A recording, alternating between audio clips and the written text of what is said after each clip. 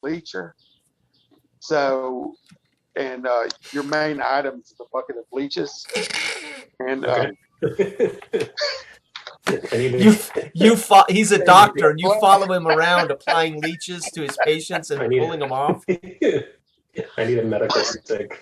I need like a stick to whack people with. Yeah. And you can only talk when spoken to. I have to speak in rhymes. That's pretty good. You might let the cat in. Get down like go. That's all right. Funny. Hey, if you want to come get it, you can name him. Or you can rename it. Oh yeah, give me a second. I haven't put a profession to it right now. He's got to go across the street to your neighbor's house. Hey, remember, Jory, go in the back door. Don't let anybody see you.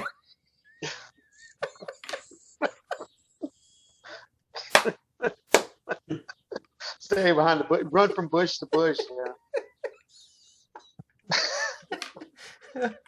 Is that your beer you're drinking? Damn, it's good to be my neighbor.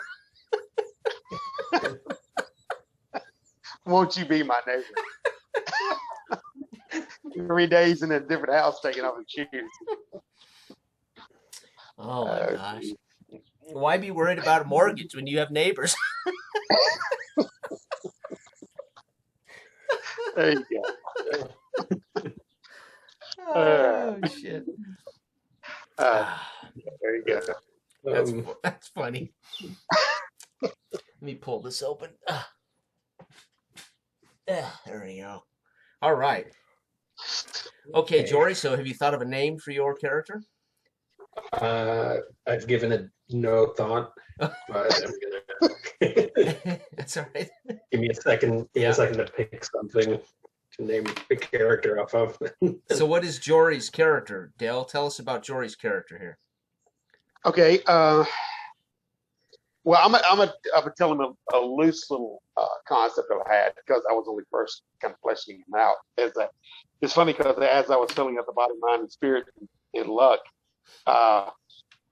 he's got a little bit in everything, and more so in his 2 in prestige and 3 in body, 1 in rest. Yes. So, you're going to be a little bit of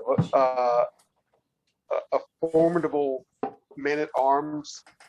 Yeah. So to speak, that probably has a little bit of a royal lineage that so with your nobility that you have you have named yourself. So and you've proven yourself on the field of battle for a while. Like we said, this is a prestige 8 character where you only max out at 9, and we're down in London, the main thing. So your name that sounds like a general type character to me, like a commander or something. It is, and you can flesh him out otherwise. Yeah. As far as if he has any difficulties. This is the Ripper of 3 months into the future. Yeah. I'm gonna get Lucky out. She's staring in my face. Just go see if flinches first. All right. Yeah, it's funny.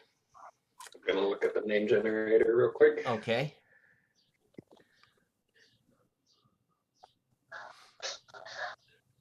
Is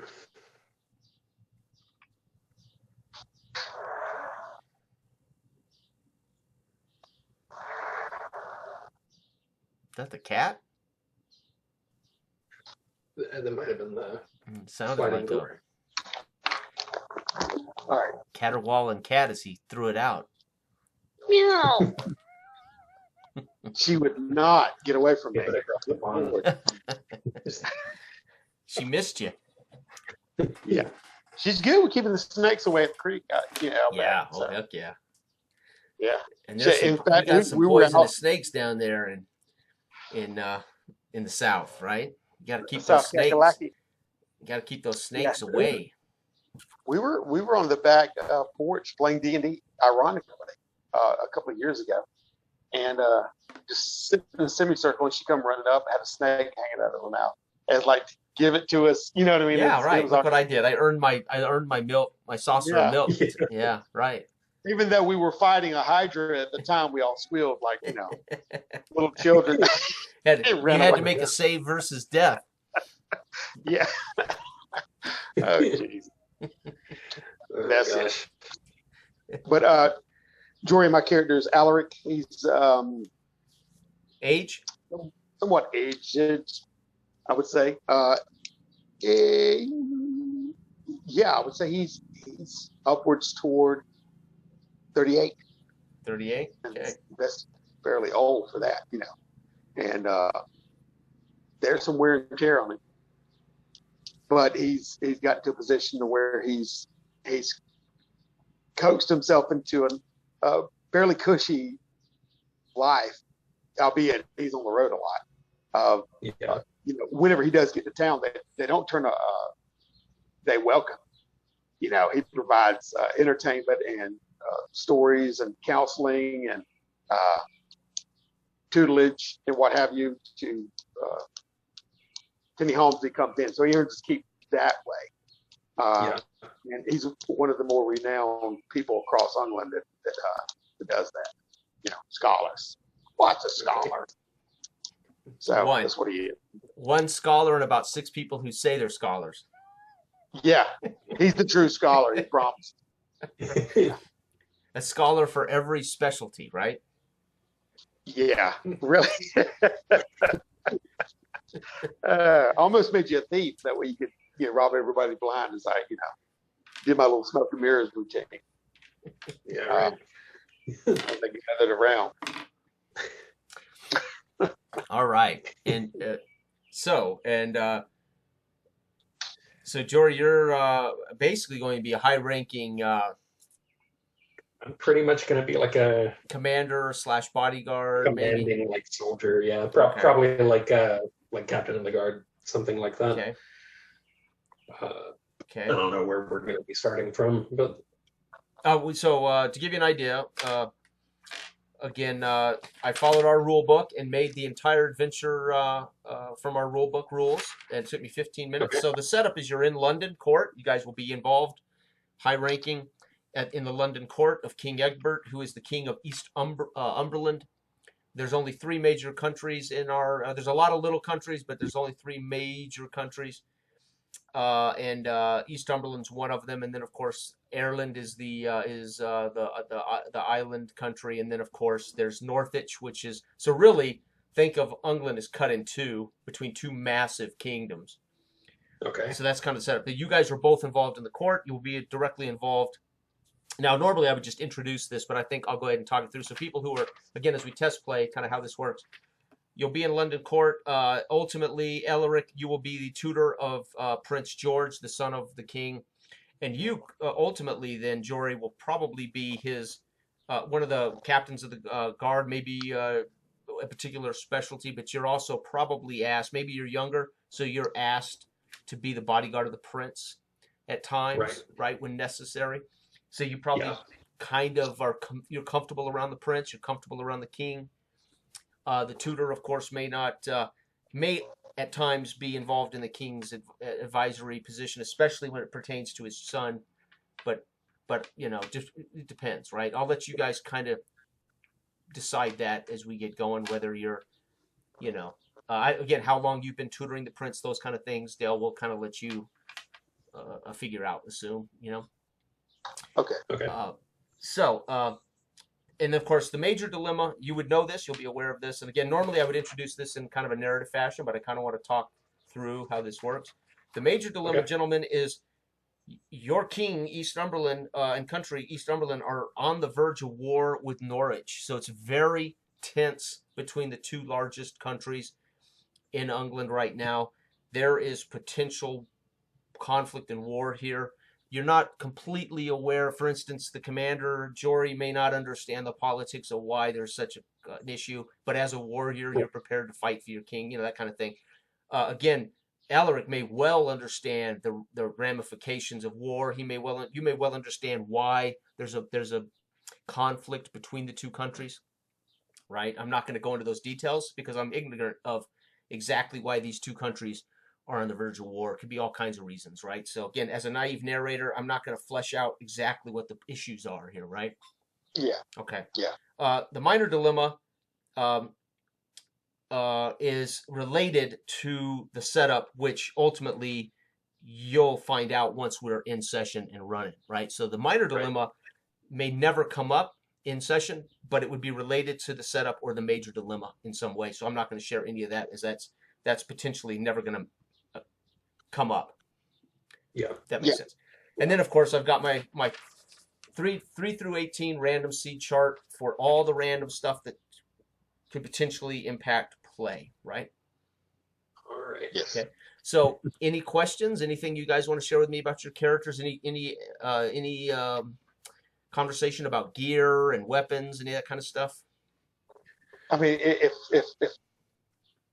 this could possibly come out during play too, but I mean, as far as my imaginings of Alaric, whenever he's been like I said, he worked his way to this position, of course, as king or as lead, or at least someone who has impressed upon him that he should join and be exclusive to King Egbert. But in response, Alaric knows that he needs to travel, and he's gathered information and create documentations of the world around him, the kingdom. So that's what he counters Alaric with, and he does get out on the road a lot. Now, I would think that because of that, Alaric, whenever Dorian's character isn't watching the prince, which now specifically because of the war, he needs to be centralized around that, make sure the air is secure. He sometimes accompanies me on the road as a guard, I would think. All right. So perfect. That kind of makes sense to me. And whenever I get out, I get to travel and I get to go see it and I come back. But right now, because of this, when I'm cusp of some kind of a larger war, I've been here probably about a year, and I'm wanting to get out for a long time, but I totally understand and why Egbert keeps me in house, so to speak. So yeah, you may not necessarily be grounded, but you have a potential job at court of tutoring Prince George. But that's not like a 48-hour a day job, probably. Oh yeah. I just meant like as far as king, I can see him wanting me there. Right. Potentially losing me. Like gathering everybody under his wing necessarily. Because of the situation. But me, I can do whatever I want to. If I really want to. Okay. You're definitely in the court free agents. You got other jobs to do, I'm sure. Yeah. Right. Yeah. Okay. So now, obviously, Jory's character being directly related to the king's court forces might be more tethered More to the tied king, down to but free to do whatever he's got to do. So, do you have a name yet, Jory, for your character? I'm gonna settle on Killian. Killian? Yeah. Cool. Use that. Sweet. Killian and Alaric. Outstanding. Now, how old's Killian? By the way, Prince George is 18. I was gonna say 16. Well, that's all. I mean, battle-hardened soldier. That wouldn't be 16. Well, not battle-hardened. Well, reputate. Yeah, You've been raised. You are noble, right? So yeah, it's conceivable you could have come up very quickly through the king's forces and the king's army. And I was gonna say like early 20s, and I had kind of half formed the idea that in addition to like being like a bodyguard, like being a bodyguard in name, but also kind of maybe being put in charge of like teaching the prince like fencing or like gonna getting him ready for fighting. And probably to some degree, part of your bodyguard duties is you might be friendly with the prince. You guys might when you take him hunting, for instance, and that kind of stuff, right? Yeah. Right. So cool. I mean, there's some relationship.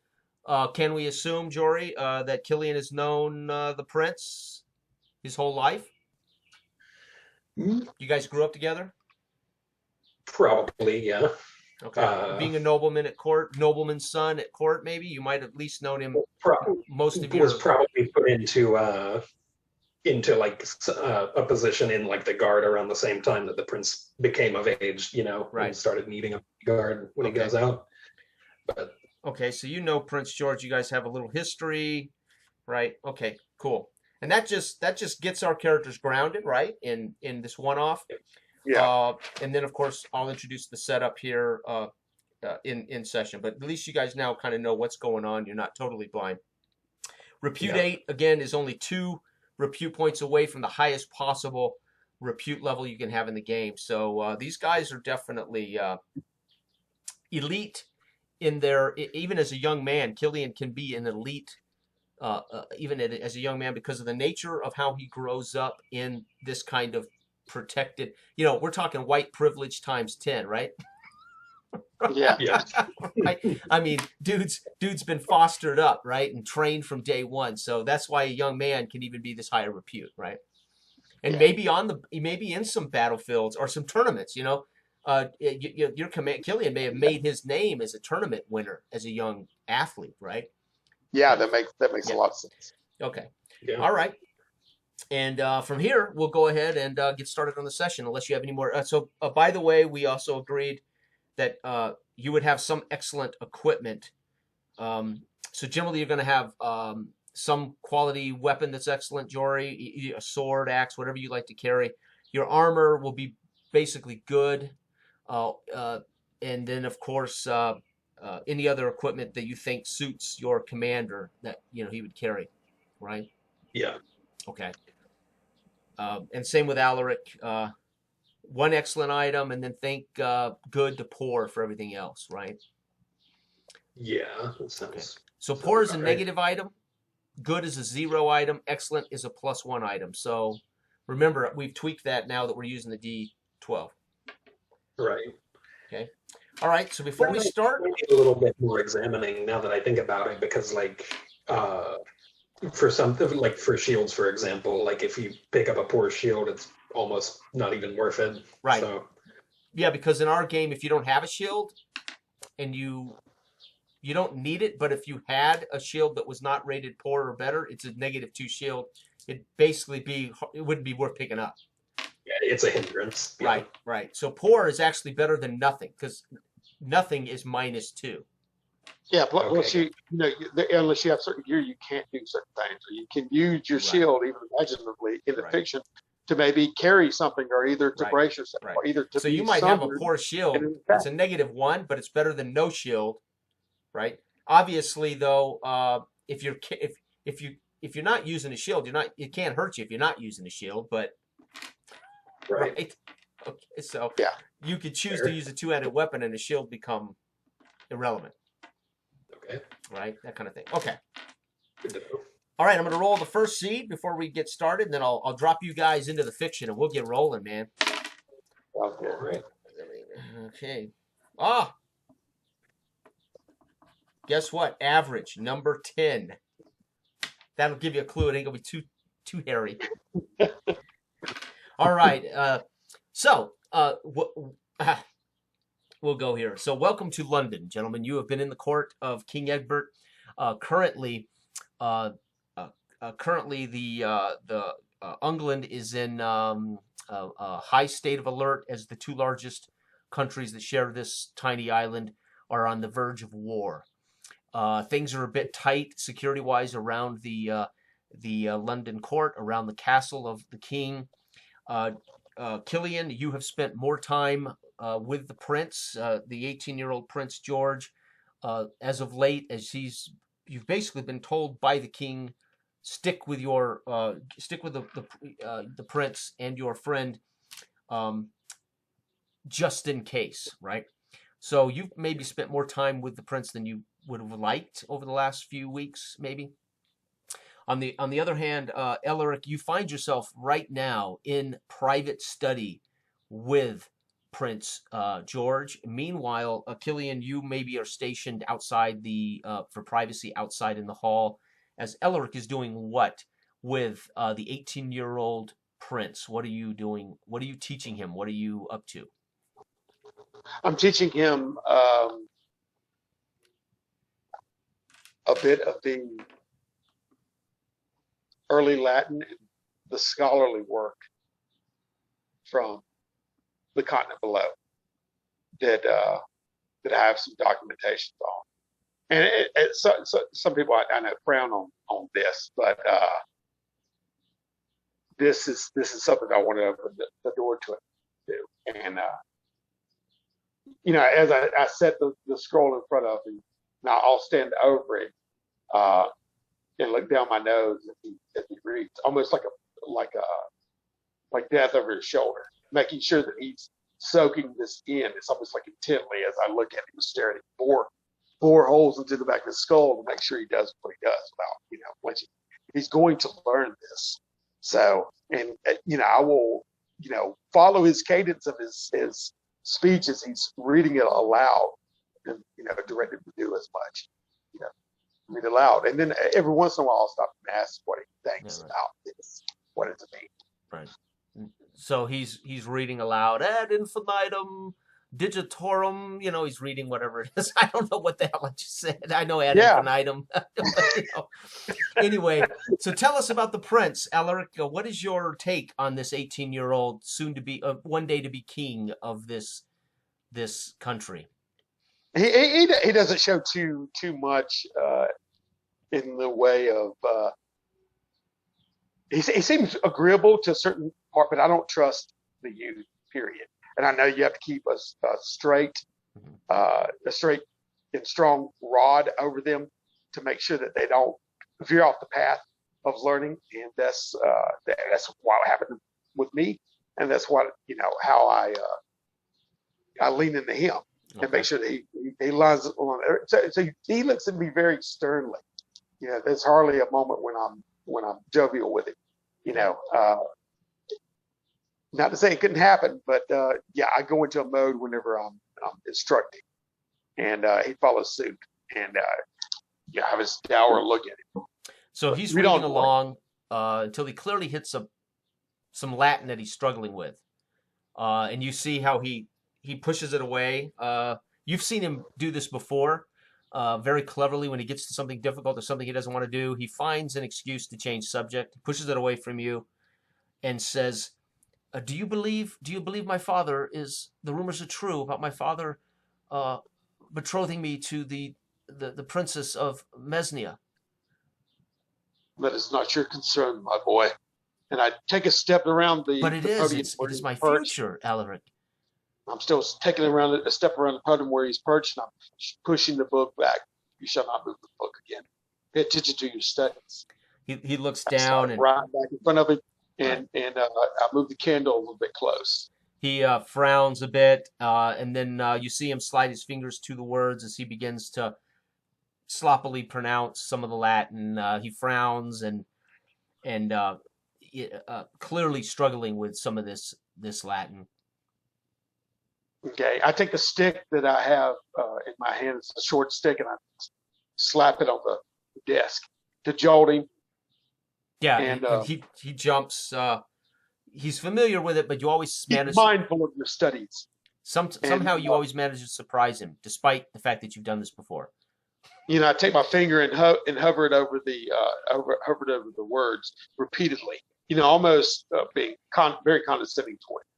Read. What does this word say? Read it to me now. Yeah, he pushes it away, and I cannot focus upon this now. My future may be decided for me. I may be married to a fat, toothless cow from Mesnia.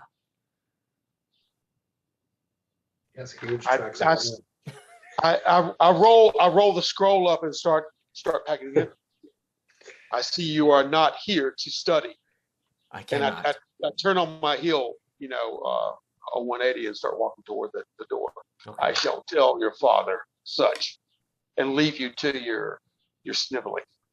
And then I start to close the door behind me. Okay. As you step into the hall, you make eye contact with Killian. And I'm assuming I heard all this. Yeah. It was clear you can hear. And Prince George has been very concerned that these rumors are true. He shared with you he's probably bored you with all of his whining, Killian, about the what he may face in being betrothed to somebody he's never met before.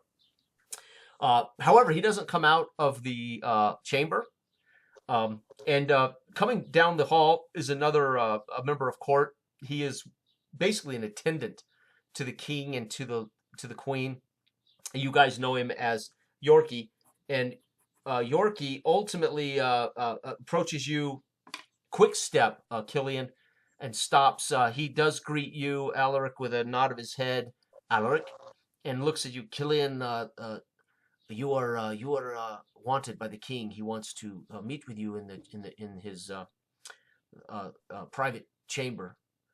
He has some work for you, and Alaric, it is probably wise that you go as well, as he wants to see you. Why not, since you're both here, go together? I needed to see the king anyway. Killian, shall we? And I turn and go down the bracelet. Yeah, I can nod at that and then look at Yorkie and keep an eye on the lad then. And he bows. Again, he's dressed in just basically a tunic and pants. Of course, he's well coiffed, clean, as he attends the king and queen. So hands clean, pretty clean shaven. He's 27 or so years old. There have been rumors around the castle for a long time that he might well have his eye on the Princess Charlotte, which would be a death sentence for him. But there's rumor that he might well have a crush on the princess. That kind of thing goes around court. They talk about these. But he never seems to have strayed out of his position, right? But there's some rumor, right, that maybe he's got an eye for the princess. That's not too late. He waits for you to both head down the hall toward the king's private chamber, and then you hear him knock and say, "Your Highness, Your Highness," and then you hear the door open and you hear the prince. You can hear him respond, but you don't know what they're saying. As he shuts the door behind him, they disappear into the private chamber that you were just in, Alaric.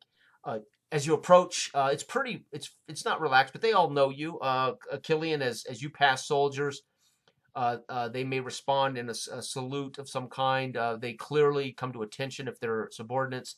As you approach, they open doors for you. It's clear, Alaric, you might not get this kind of ease of movement throughout court, especially during this time of potential war. So being with Killian, doors open pretty easy for you here at the castle. Okay. I walk in. I'm commanding a commanding presence in my own mind. Sure. And before my steps are measured, I've got an elegant robe on comparatively to the rest of the potato sack that everybody else is wearing. Right. To be frank, in my mindset. Right. So, at most, they're hopeful that I can give them a sideways glance as I pass each one of them. Right. But I certainly don't give any kind of other acknowledgement. Right. My head's toward the king, and I follow as I follow Killian up. Yeah. Killian, as you approach, the door attendants, one of them nods, swings the door open, and steps in and says, "Your Highness, Killian and Alaric are here, sir." And then he bows. Killian, you pass through the door first. Alaric in behind. The king pushes away work he's clearly working on. He's dressed in fairly casual, comfortable robes. It is, it's midday, 2:00, maybe 2 p.m. He stands and he waves. Alaric, good. I was hoping to speak to you as well. So this is good. Sit, both of you. Killian, how is Prince George taking to his martial abilities? How is he taking to his martial training? The boy has been distracted. Be frank. You do not have to lie to me about my son's qualities. He's been distracted of late, Your Highness. He's overtaken in his mind by the rumors that he'll be married off soon. Yes. Well, he is of royal blood. He will do his duty. I understand it may not be well, and this is why I have called both of you to me. As you well know, we are on the verge of war, and I need all of these smaller kingdoms in alliance And as you've alluded to, Killian, there's a very good chance that you've heard the rumors. Well, the reality is we are indeed going to need to negotiate with King Cuthbert for his daughter for the country of Messenia to join us in a treaty against Northwich. It looks as though we may well find ourselves in a potential war. With that said, that means I will need you both to go to Messenia and meet with King Cuthbert. The goal, we do not send for King Cuthbert. We send emissaries to tell King Cuthbert to come to London.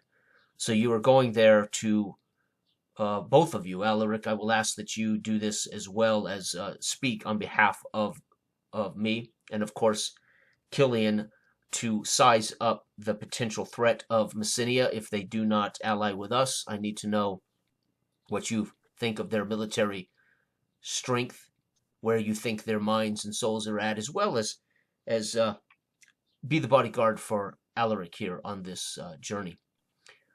Alaric, the goal here is to convince the king to come here for these negotiations. Convince him I must. And the boy, Your Highness, he will get past this selfishness and do his duty toward his king and his kingdom. And yes, this is perhaps good timing. Good timing. It will give him leave to think about what his responsibilities are as we go there, and do our duty. You as well. We will return with word hastily, and I would assume with good word, but if not, with the information you require as far as their forces and their current situation. Good. Cuthbert, if Alaric, if he refuses to come, as he may well do, you are neither of you, of course, realize you're in any position to force King Cuthbert. So you will be forced then to negotiate ultimately on what Cuthbert, on whether Cuthbert is, willing to marry his daughter to the king of, to the prince of East Umbria, but to determine, right, what else it is he may need for that, if he is not willing to do that, to ally with us. We need Messenia as they stand squarely between us and the Northwich Channel roads. We need Messenia to watch that key point. Yes, and granted, my lord, it behooved them to ally with us as well. It is not like we come empty-handed with what we offer them. Aside from the prince, that would only strengthen our alignment with them, as well as shared resources and supplies, and backing one another in the field of battle. This is I do not see within any logical reason why he would not want this to be, unless he's been instructed otherwise by his counselors, you would call them that. But I will clip their tongues and make sure that he listens to reason. Good. Yeah, always very careful. Walk a fine line there, Alaric, with respect to King Cuthbert. We don't want to drive him into Northwich's hands. I will pull the reins. Good. Killian, I will give you leave to select 2 or 3 of your subordinates to go with you on this journey as part of your entourage and protection along the road as well. So I will allow you to choose who those subordinates are, Killian. Thank you, sire. And I'm assuming I know a handful of good soldiers that would be smart to pick. Oh yeah, yeah. Uh, You're a commander, even though you may not be the top commander, but you're a commander, so you may have a handful of young soldiers that you right. trust and you like, and yeah. Uh, just so you'll have like 2 or 3 soldiers with you, foot soldiers, right? We'll see to it that Aloric here will be brought there and back safely. Okay, good. Well, make speed as soon as possible. You are free to go. Yes. Leave whenever it suits you, but it would be nice to have this resolved very soon. I don't know. In any day now, we could find ourselves. I will not share with you whether we've already had skirmishes with Northwich soldiers, but know this: It is a very dangerous time.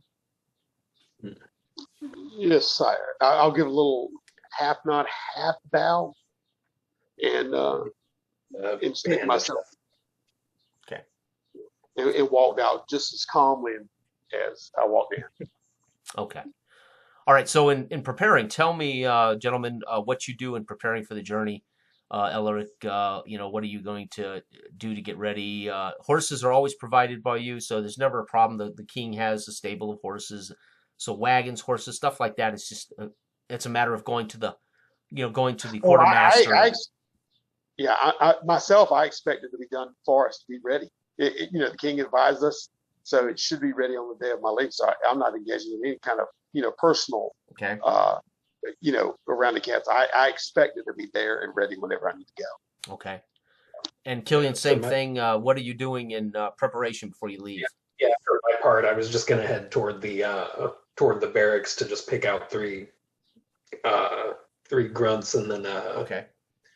kind of have them ready carriage. Make sure that the cart's stocked up as needed and kind of make the rounds. Okay. Okay.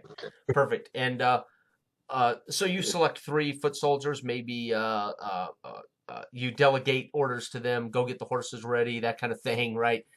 You men get ready, pack your gear, go get horses ready. So at some point, I get go ahead. I got my maid doing the finery thing, getting the finery set up and my everything I need, my garb as far as going to speak with the king, my approach as far as being an ambassador that way, so I'm more focused on that aspect, making sure I clean myself up and have everything ready for my presentation. Okay. So make a mind roll for me, sir. This is an average check for you. 6 is the target number. Okay.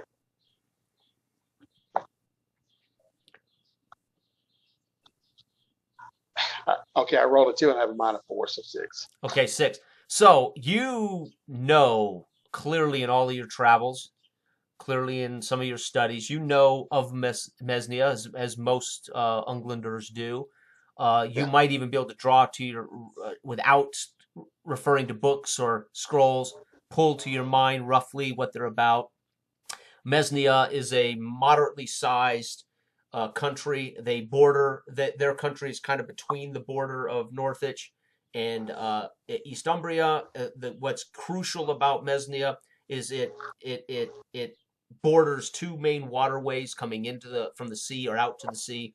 Mesnia has had its issues with sea peoples on and off over the years because sea peoples take those routes inland, and very often Mesnia is one of the targets that has suffered the early sea peoples invasions. But you know them to be a formidable, stout, tough people, right? Not a lot of wealth there, but they clearly have success using the waterways as trade routes, etc. Right? Okay. And they're important because they would block access to cross many of those riverways, etc. They would help keep Northwich landbound in a war, right? Vice versa. Okay. They could help keep Eastumbria land-born kind of thing, landbound. So it's a potential strategic ally, right? So you know this, right? You know this much. any more details, recalling the actual name of the King of Mesnia, things like that, based on your average score or your Yeah. average roll there? Probably can't draw those really deep details, right? Yeah. Okay. Which is why I'm interested to get back there, because I'll be eyeing their technological advances as Right. far as flying the waterways and see what I can do. Because like I said earlier, I'm interested in travel and accumulating wealth, knowledge, storing this information, and bringing it to where I see it may be needed, which is the current place I'm at. Okay. Anyway. And Killian, again, you're 20. You've seen battle. You've been a successful combatant and tournament player. Your noble birth, noble rearing. But again, you know very little. Probably haven't been far out of London, far out of this area of the world. So in a way, there you might or may not be excited about this potential. Depends. Are you a homebody? You don't. That's up to you. But while you are preparing,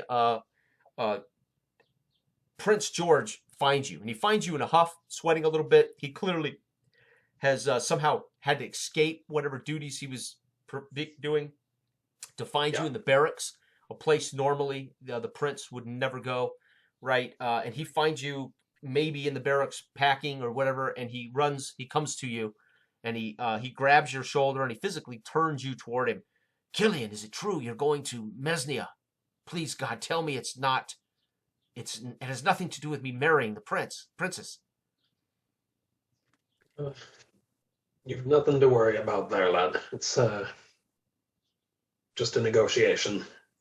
Ah, well, take good notes of the princess. I would like to know whether she's attractive or smart, or at worst case scenario, I'd rather be prepared for what may go down. But it's there's a side of me that wishes was going, but I don't really want to get to know anybody in the court of Mesnia, depending on what direction this potential war heads.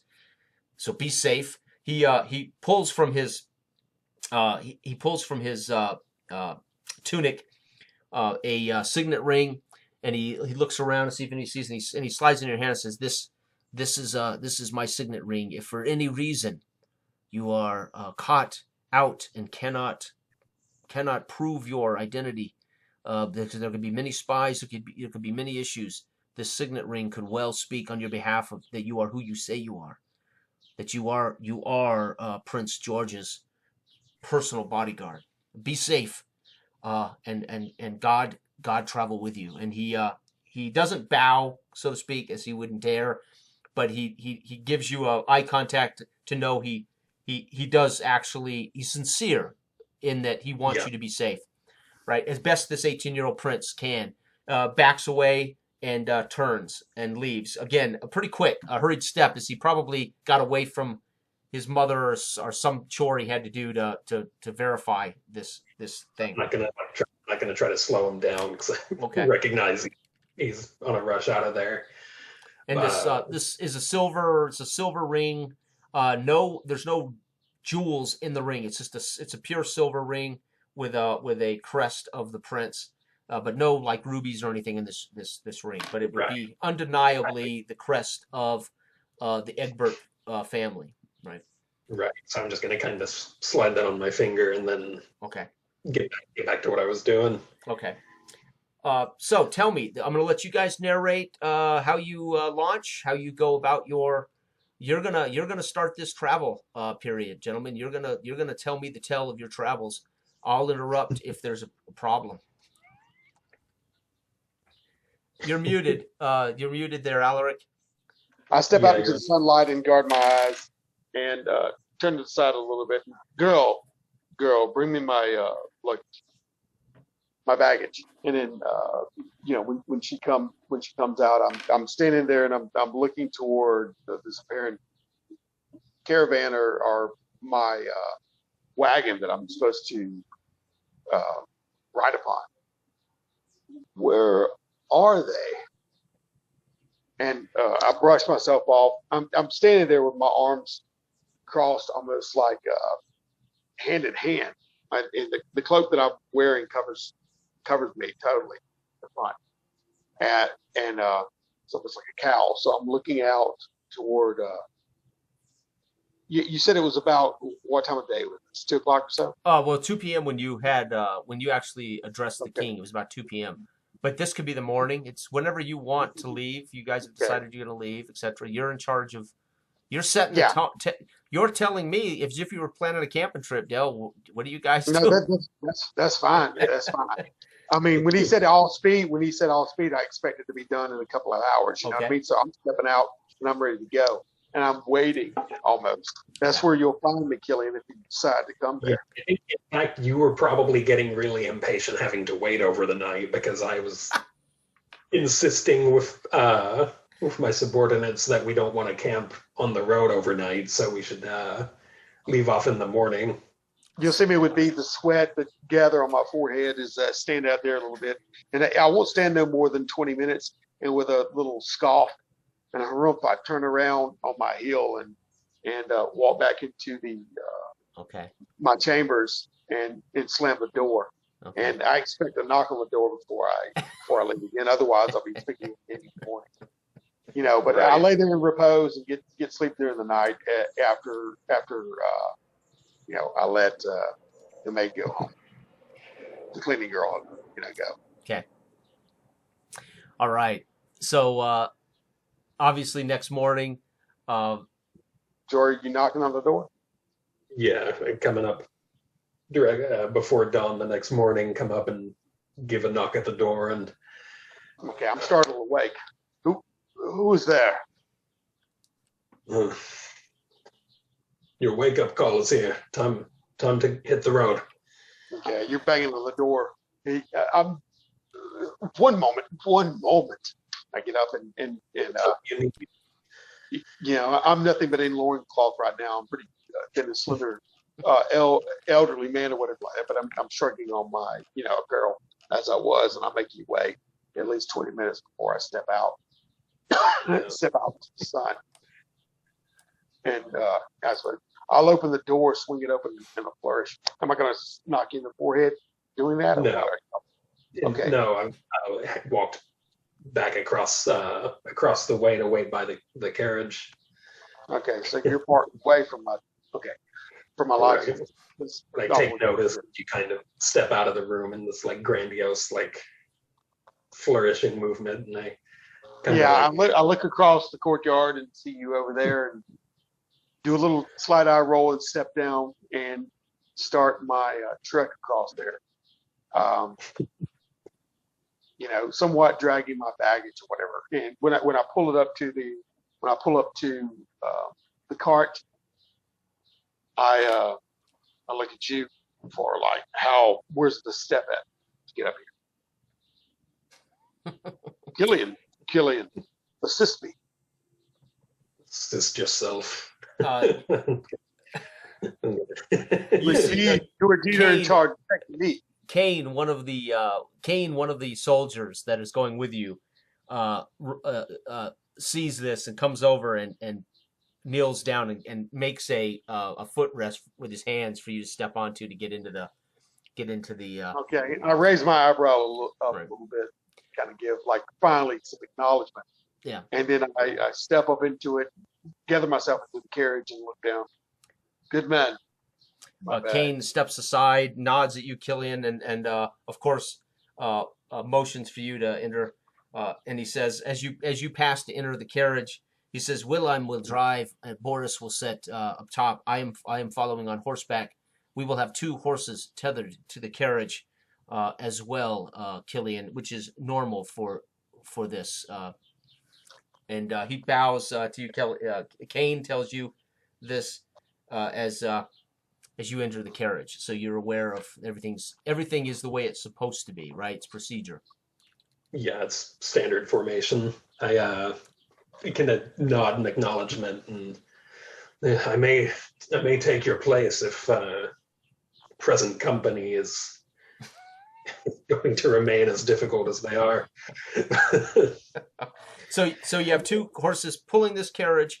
This carriage can seat 4, but ultimately it's just you 2. And then on top, Boris and Wilhelm are driving, and then he follows. 2 horses are tethered, plus he's on a horse. So you have 5 horses. You really have almost enough horses in case something goes wrong. You have 2 other horses. Right. Yeah. So there's technically 3 riding horses, and then 2 attached to the wagon. 5 horses.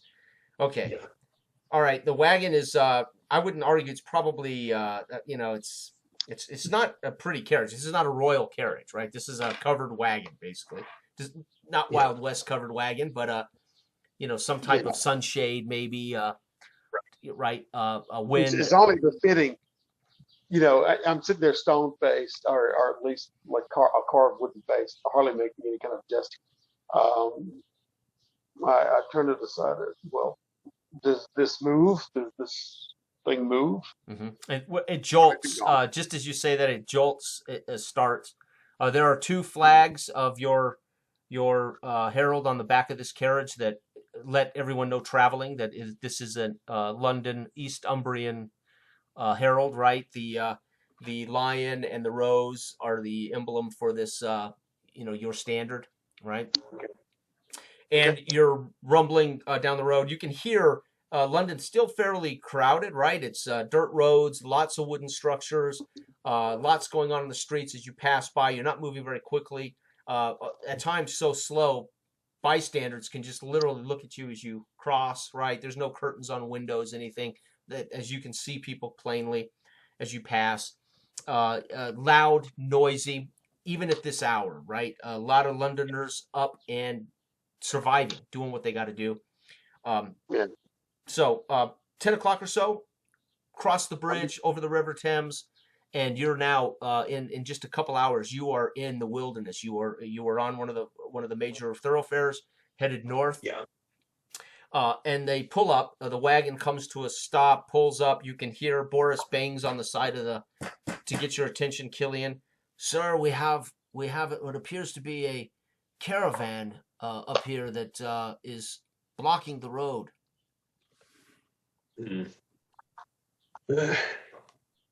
Halt in place, and then I'm gonna go to disembark the carriage and make my way around.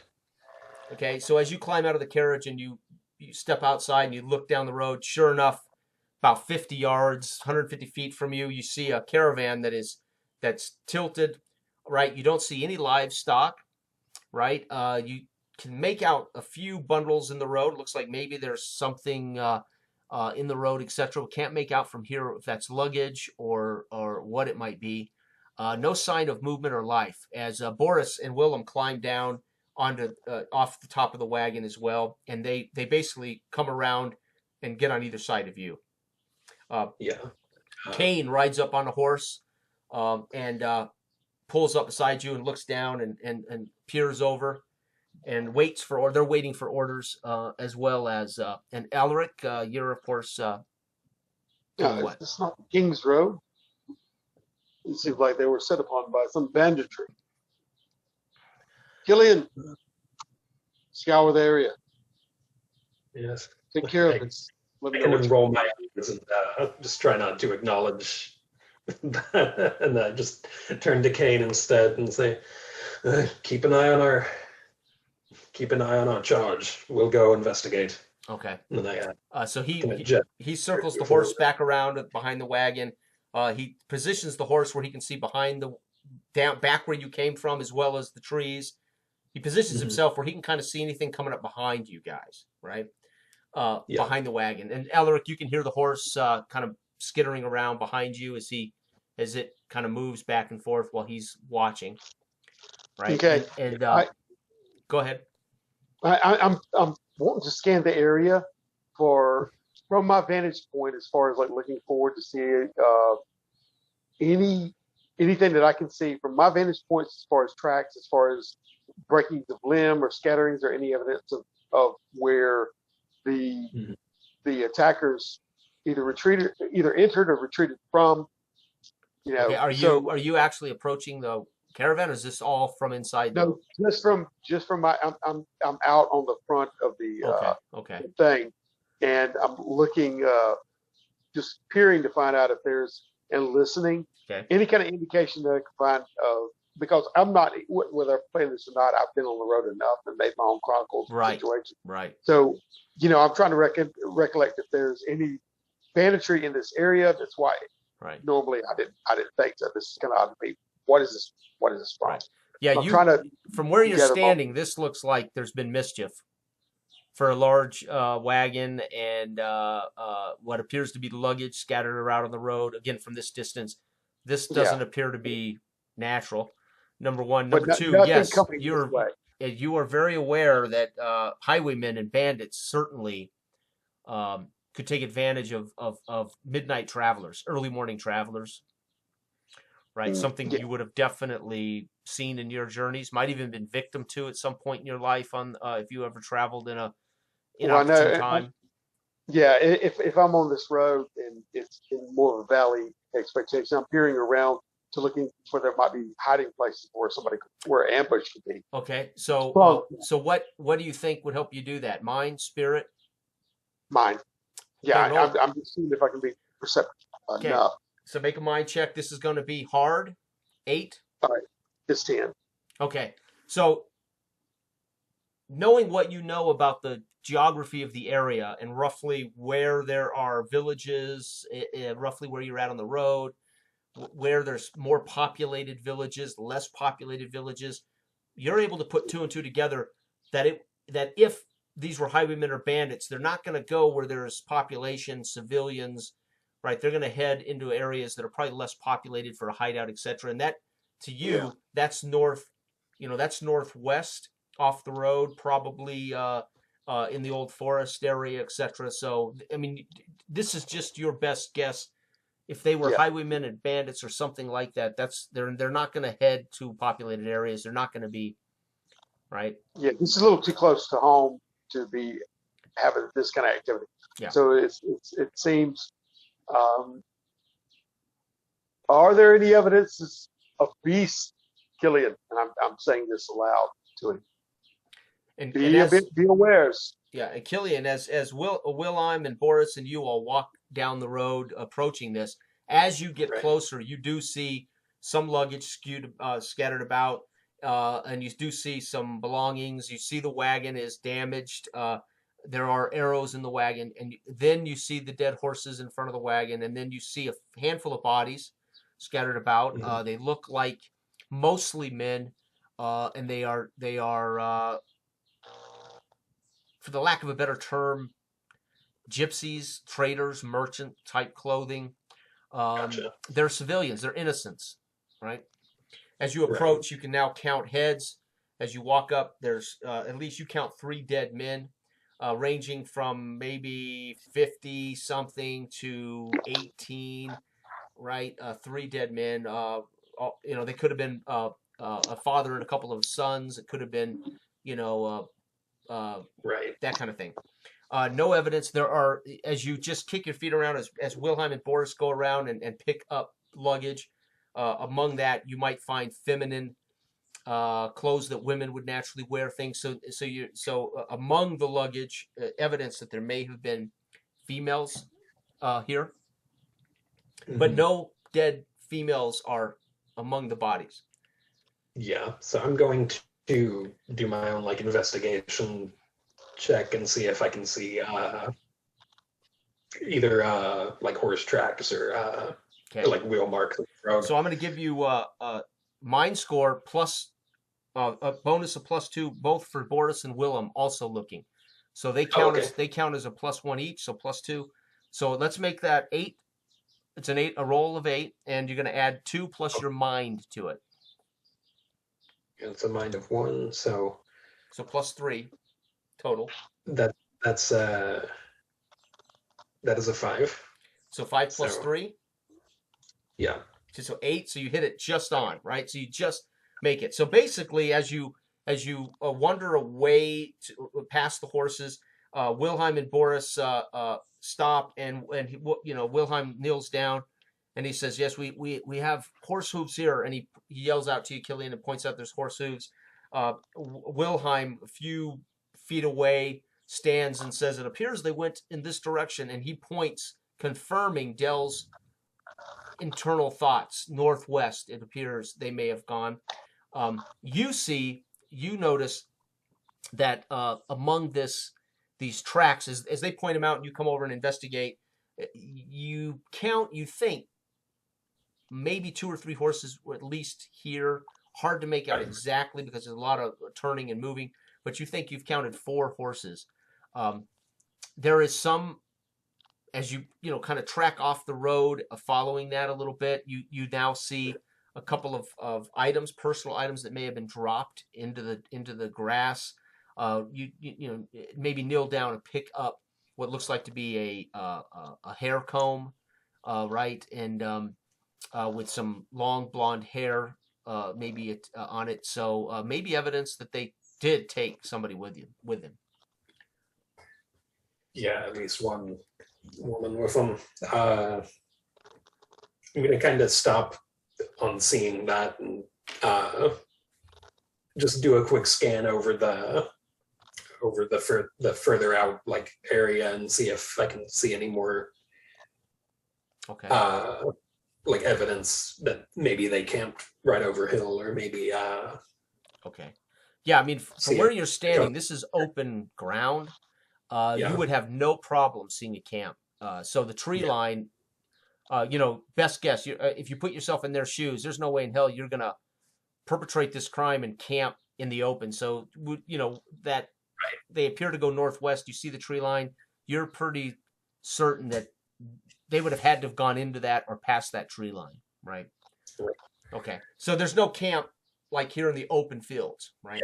Yeah, no immediate danger or anything. Right. But so I'm gonna gesture to the other two. All right, back to the cart. Okay. So they acknowledge your order, and they both quick step back to the wagon. And as Boris approaches, he makes eye contact with you, Elric, and he kind of shrugs and says, and whistles through his teeth. Somebody's been set upon up there, Elric. It looks as though they may have taken hostage, or they may have taken someone. There are dead. Set upon by bandits. I'm sorry, I didn't hear you. Set upon by bandits. I don't know, but clearly somebody set upon that caravan, and they've left 3 dead men. Do you know where they headed? What does it look like they headed toward? Killian seems to think they headed northwest toward the tree line there, and he points exactly where you were looking earlier, when you made your assessment. I kind of give a little wry smile, as I suspected. Yeah, it's like around that time that I reach back like within earshot and I say, and that's why we'll be avoiding the trees. We divert a little to the northeast. Okay. That may be indeed the best route, and it does look like war. As the king had feared is set upon us, at least in these early stages. So we must hasten our travels. Okay. To secure this alliance. Meanwhile, Wilhelm went to the back of the wagon and was telling Kane. He was addressing Kane up on the horse, obviously filling him in as to what they found. Kane wheels his horse around, kind of trots up to you, Killian, looks down and says, "Sir, I can ride off toward that tree line and see if I can't make more out, and then report to you. You can get back on the road, and I can see what I can learn."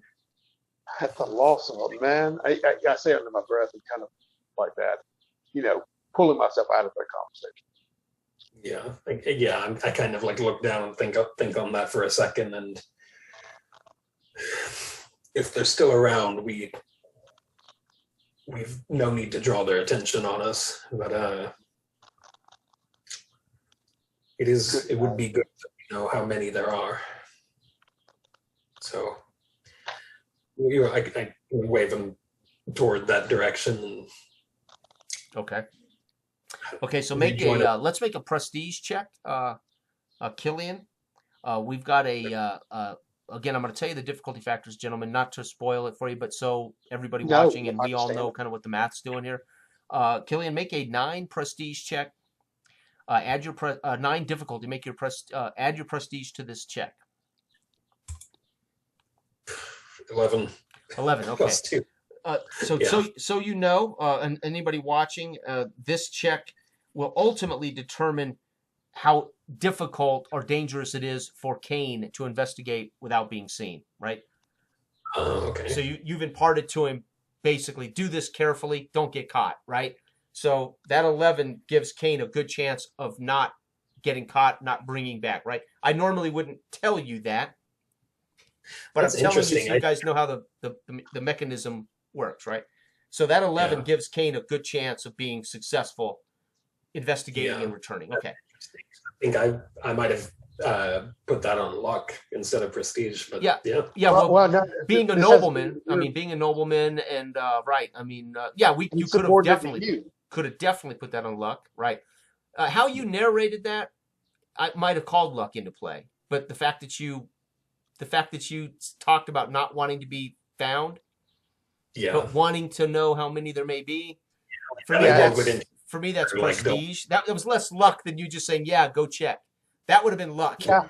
Or if you would have taken whatever, and it would have been some kind of chaos, they would have ran off and tried to do something. Then you'd have only been upon Right. luck. Where yes, But had you the flippantly subordinates said, are- yes, Kane, good idea, go, I would have probably, I don't even know if I would have asked you to roll. It would have been, ooh, this is going to be dangerous. But again, Yeah. because you were thoughtful about it, we get to add your Yeah. prestige to that, right? But yeah, you could have used luck, absolutely, based on narration, right? Yeah. But prestige, it still affects your subordinates underneath you. You know what I Sure. mean? How Absolutely. kind of sway and command you have. If you imagine that Kane, the last thing Kane wants to do is piss off his commander, that's Yeah. prestige. He doesn't want to let you down, right? Kane doesn't want to, he didn't want to die, but he didn't want to let down Killian. To follow instructions, yeah. Right. Yeah. Okay. So anyway, you're back in the wagon and you're moving again. Again, as you roll past the caravan that's damaged and in the road, the bodies starting to collect dust. The dead horses are starting to draw flies. There is no one else out and about that you've seen yet this morning, and you're past it. Traveling 3 or 4 hours through the day, you finally come to the first main river, and unfortunately, as you arrive here, you find there's 2 or 3 other travelers that are alongside, off horses, setting up lunch camps. As and many of them are strangers, but they appear to be congregating at the bridge. And somebody, stands in front of you, waves your wagon down. As Wilhelm and Boris pull up on the reins, and again, Boris bangs on the sides and says, "Commander, we have civilians." He kind of approaches the front of the wagon and says, the bridge is out. You will have to navigate west to the next bridge, or find a ferry further to the east." This guy yells this to Boris and Wilhelm. You guys hear it clearly in the wagon. You can hear this guy yelling it, right? Okay. And you do see evidence as you peek out the windows. You can see there are people congregating, travelers who clearly were not expecting the bridge to be out. Right. Does it look washed out? You'd have to investigate. From here, all you know is they've told you the bridge is out. You can't see the bridge. Killian, see the situation. Is the bridge washed out? Because if so, the other bridge to the west may be washed out as well, or was that to the east? So, yeah, a ferry might be a better opportunity. Yeah. It cannot be washed away. Yeah. I'm already stepping off the wagon, like as he's saying that. And Yeah, and as you step out, and you now are able to see the whole area here in front of the wagon, you start noticing that people are gawking, ooh and ahs, because they see the standard flags. They see the 2 flags on the back of the wagon that signals to everybody you are a carriage of the royal court, so to speak. Those 2 banners waving in the wind, and peasants now start coming, and they're oogling, and so and you notice, Alaric, as you sit in the wagon with that look on your face, like so many very important people do, right? yeah. These people are looking in the wagon, and they whisper to each other, and they're probably whispering, "Is that the king? No, that can't be the king. He's too ugly. You don't know what they're thinking about you, right?" Oh, he's talking to somebody. I'm just gonna. You're still on mute, by But the you way. get the feeling they think you may be royalty, right? The way they're gawking and looking, and right. Yeah. Okay. And so you're seeing Okay. them all kind of coming around the wagon, Killian. As you get out, you're like, okay, these travelers are starting to circle the wagon. Yeah, as I'm kind of going through the crowd, I'm gonna whistle at like a passerby, kind of whistle someone over and tell me what happened to the bridge. They don't make eye contact. Clearly, they are peasants, lower class, maybe merchants at the most, craftsmen. They don't make eye contact, and they kind of hem and haw around. It looks as though the bridge has come down, but we've had no heavy rain. There's no evidence of heavy rain. But it's all we know is that it's out, and this is not expected. We have talked to many of these people. We're going to set a camp here for the next couple of days before we move on. But that's about as much as you can get from them. But clearly, they don't think that the bridge was down by natural cause. Okay. I step out of the back of the wagon.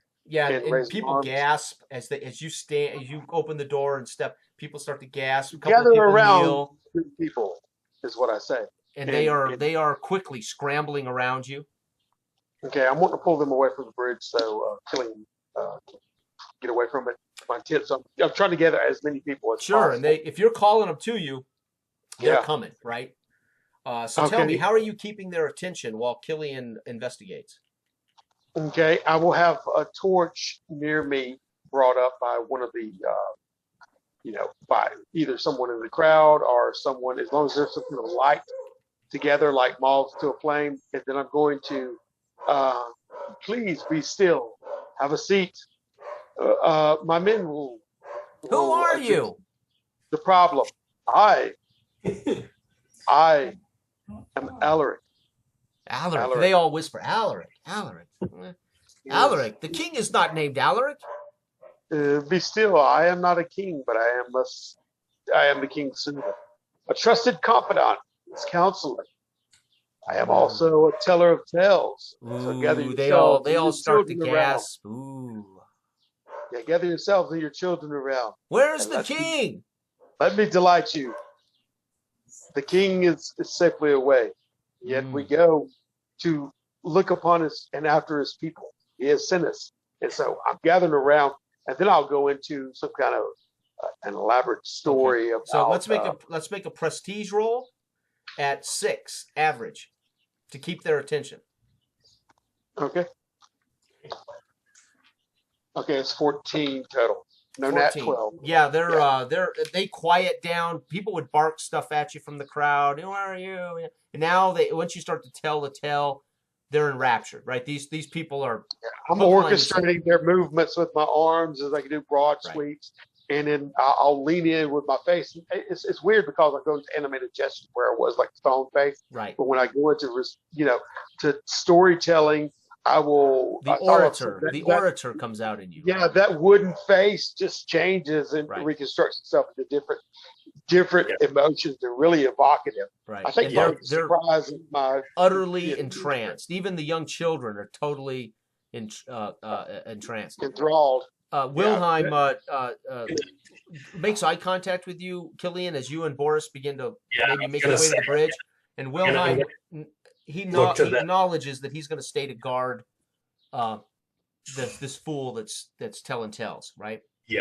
Okay. Yeah. So Wilhelm's staying next to Alaric, as maybe with a torch, right?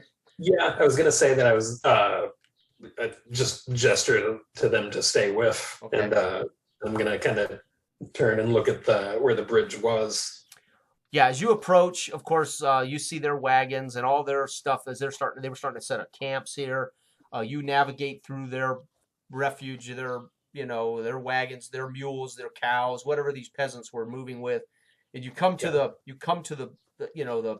what do they call that? Anyway, the bridge, the start of the bridge, and it's clearly been at some point sabotaged and done in such a way that there's two, you can't see on the other side except that it's down all the way across. It ain't like a piece of the bridge is out. This entire structure, this stone structure, has been forced to collapse in, and it's done a little too uniformly, right? It was Too perfect. clearly brought down, right? Yeah.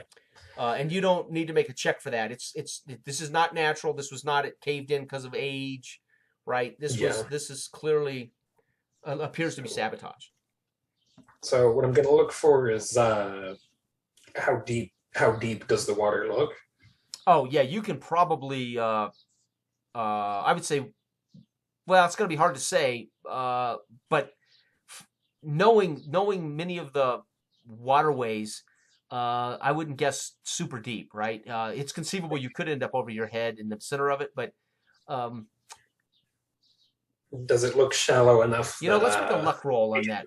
Let's make a luck roll on that. Yeah, but we're not going to make this hard. 7. Give me a 7 or better with luck. 7. All right, let me do that. That's an 8 plus 1, 9. Okay. Yeah. So you again. Drawing on what you know about these rivers all through England, this is something you could probably wade across waist high. Okay. Right. So, but now because the bridge is out, they couldn't travel easily troops over this thing, right? Or wagons or horses would be. I mean, you could cross obviously. You could find a shallow somewhere along this river to get troops or things across. But this was clearly meant, maybe even just to be a pain in the ass for the civilians. Maybe not an actual act of war because it's not going to affect armies so much, but clearly this was... Right, but clearly this is like unsettling. Yeah, sabotage, yeah. Okay, while he's doing that, I would purposely, while I'm gathering these people around, once they're enthralled and I have them and I know that they're calling out, what I'm doing is interweaving through some of my travels, the areas from the Northwest where the Spaniard troops would have went. So I'm adding characters in there with certain apparel and dress and customs that are in that territory, as well as the kingdom that we could potentially go to war with, and the kingdom that we're going to get from. So I'm those 3 aspects to see if that triggers any kind of response to speak up in the crowd. It's like, oh, I've seen somebody like that, or anything now like that. Earlier you made your check. You made your mind check to draw up on what you knew about Mesnia. Among that, well, could have been their herald, it could have been their flag, their standard, right? And so maybe you describe this in your tell, right? Let's make a luck check of 5 or better. This would be, I think, fair in our documents. Let me see here. 5. I'm just curious what I've labeled 5. Yeah, 4 to 5 is fair. This is a fair difficulty. Okay, 11. Okay, and as you describe that banner and that flag, you notice people ooh and on. A couple of people gasp. They talk among themselves. You kind of, as you're dealing this, you pick up that people are kind of heads together, talking excitedly, right? You can discern from that it might be something relevant to these people,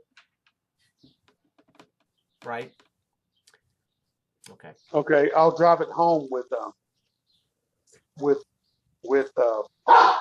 those characters doing, or that those flag heralds, the people that have the flag doing more evil work. I'll villainize them in the tale to see if that gives more of a arousing approval. So not elderly, but an older gentleman with what appears to be his wife and his oldest daughter, maybe, and her young infant.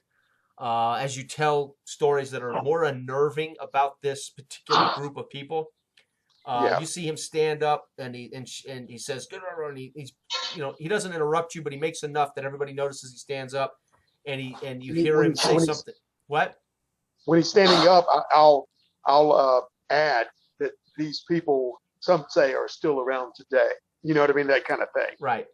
And he looks at you, and then he says, let's go. And he pushes him. He gets her up, and she grabs her infant, and he's hustling him over to their wagon and their horse.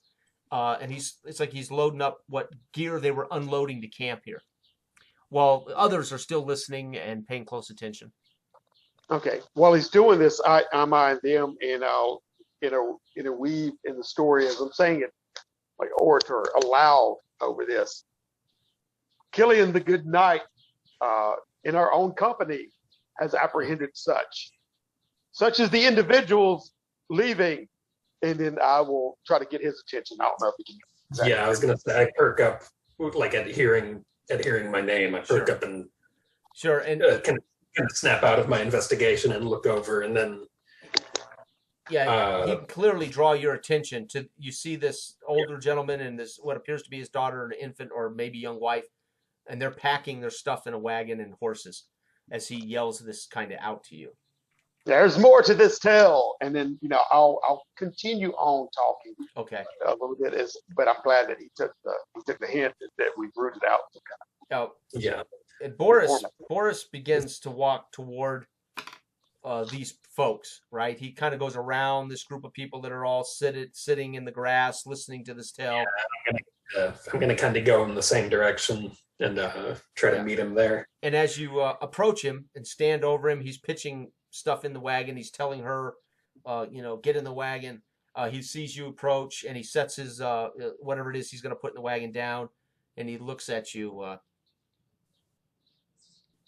Yes, what is it you need? And then he notices Boris walk up, hand on his sword hilt, and he gets a little nervous, steps away. What is this? Yeah, I kind of cross my arms and just kind of stare at him for a second. And what?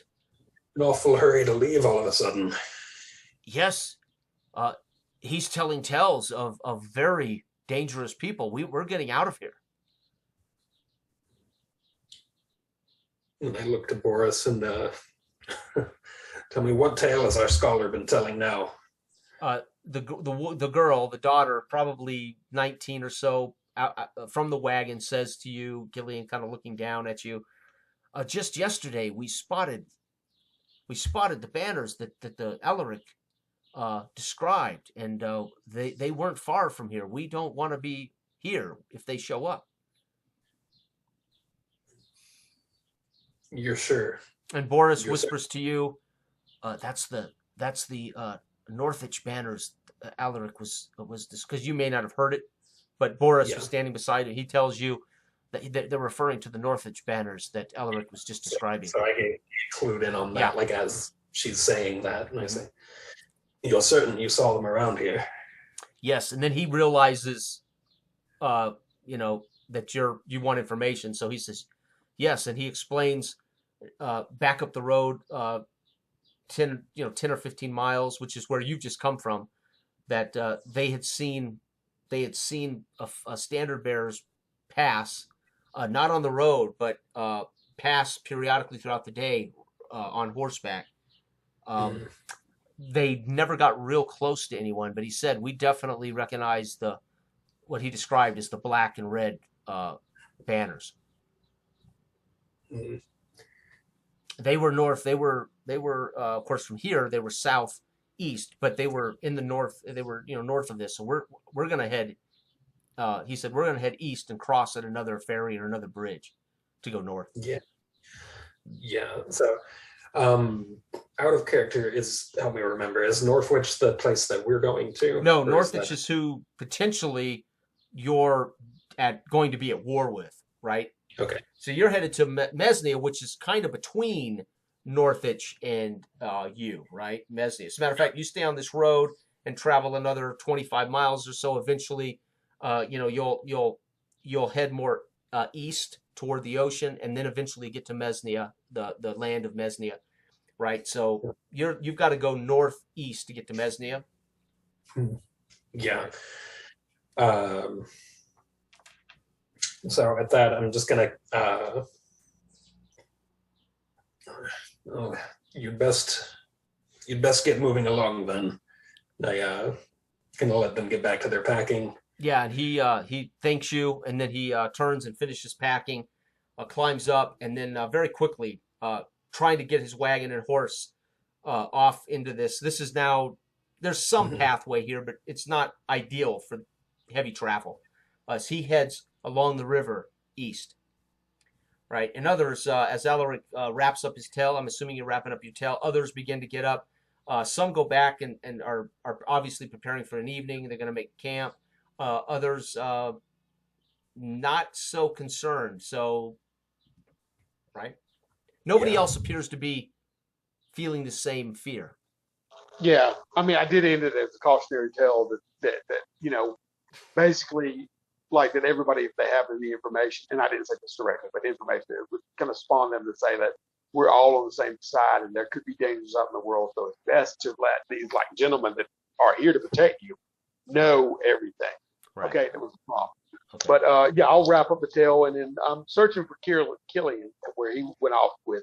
Well, you can see him. I mean, where you're telling your tale, Killian's just over by the river talking to this. Yeah, and he's let them go. I see them pull off. And my eye Yeah, we ended up walking back up to the wagon house, and what did you find out? it seems our bridge here was sabotaged by bearers of Norwich banners. Norwich. It is as the key says. His fears justified. We need to doubly hasten. They're already past our borders. This should provide more incentive for Merowich to come to our aid. We must. Perhaps they've already allowed Northwich into the borders. And I look around at like the people milling about, and I say, it's best we discuss this away from prying eyes. Oh yeah, well I'd moved to the side of the way. They dispersed. Yeah, I know. But yeah, I nod at your wisdom with that. And, okay. My good people, return to your homes. Go the safest route, and beware.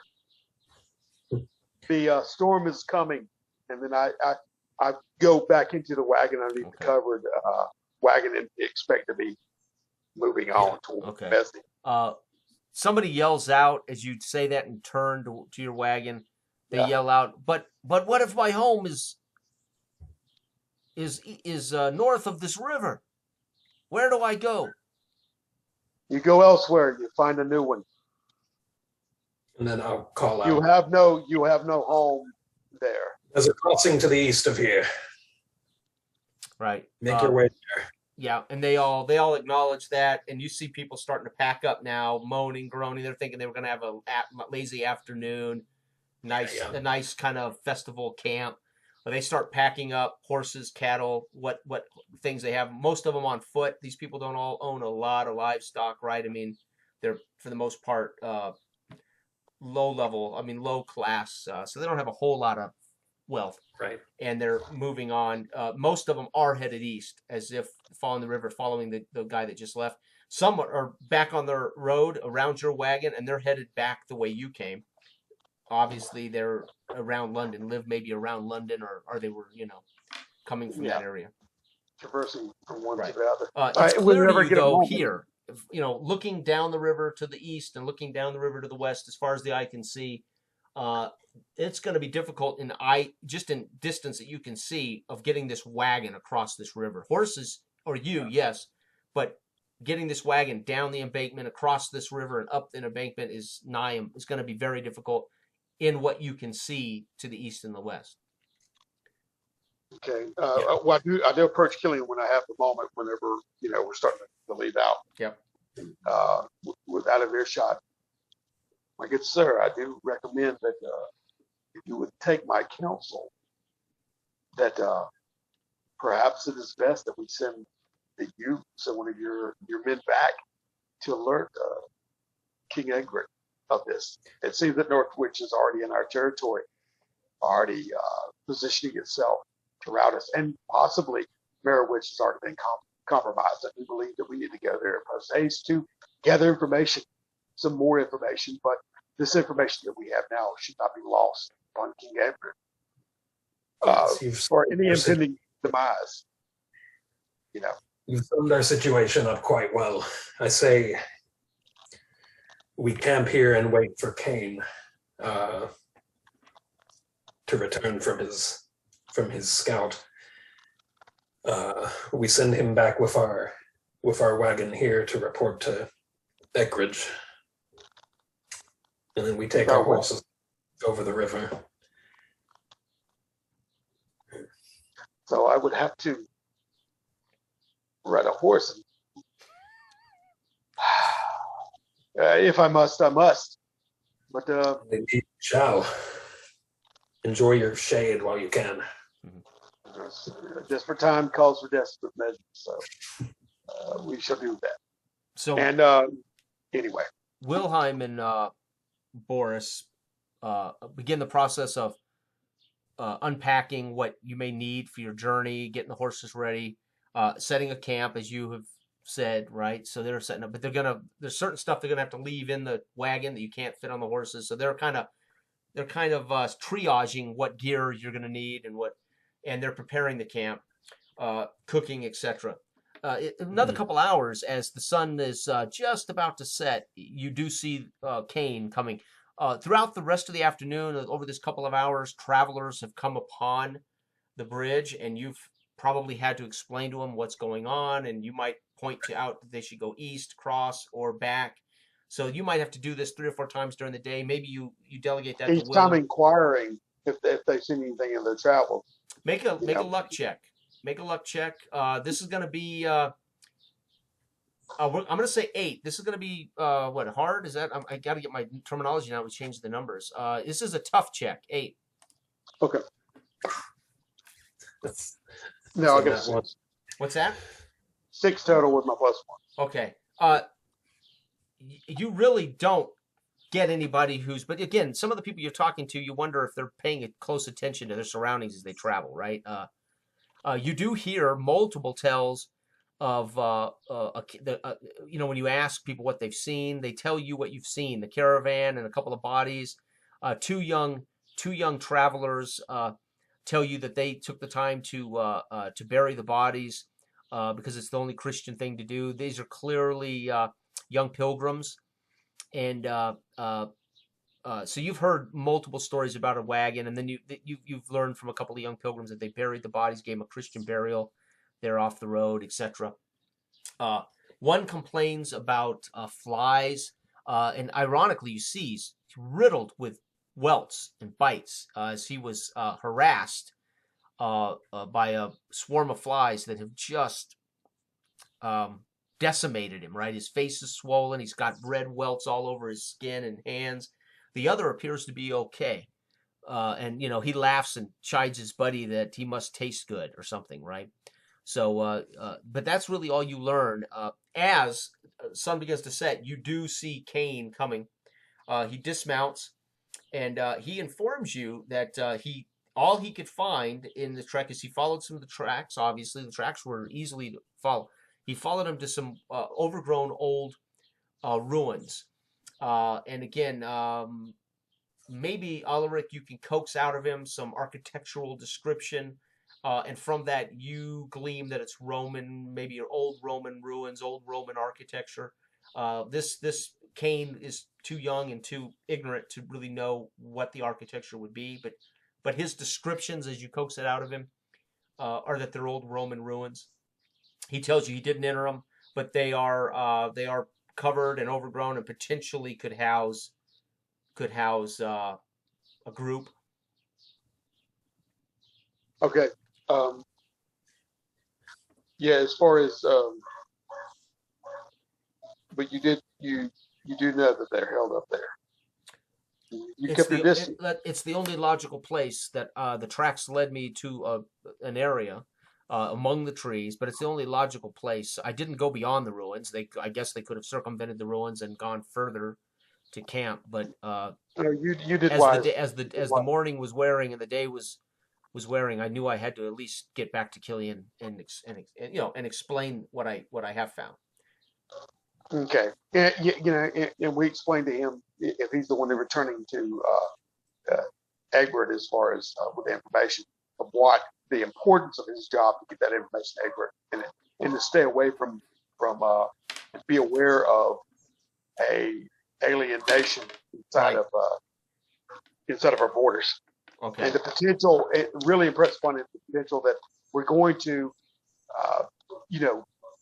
either we will come back with information of Mez's deceit and treachery if they've allied themselves with, against the king, or we will come back with,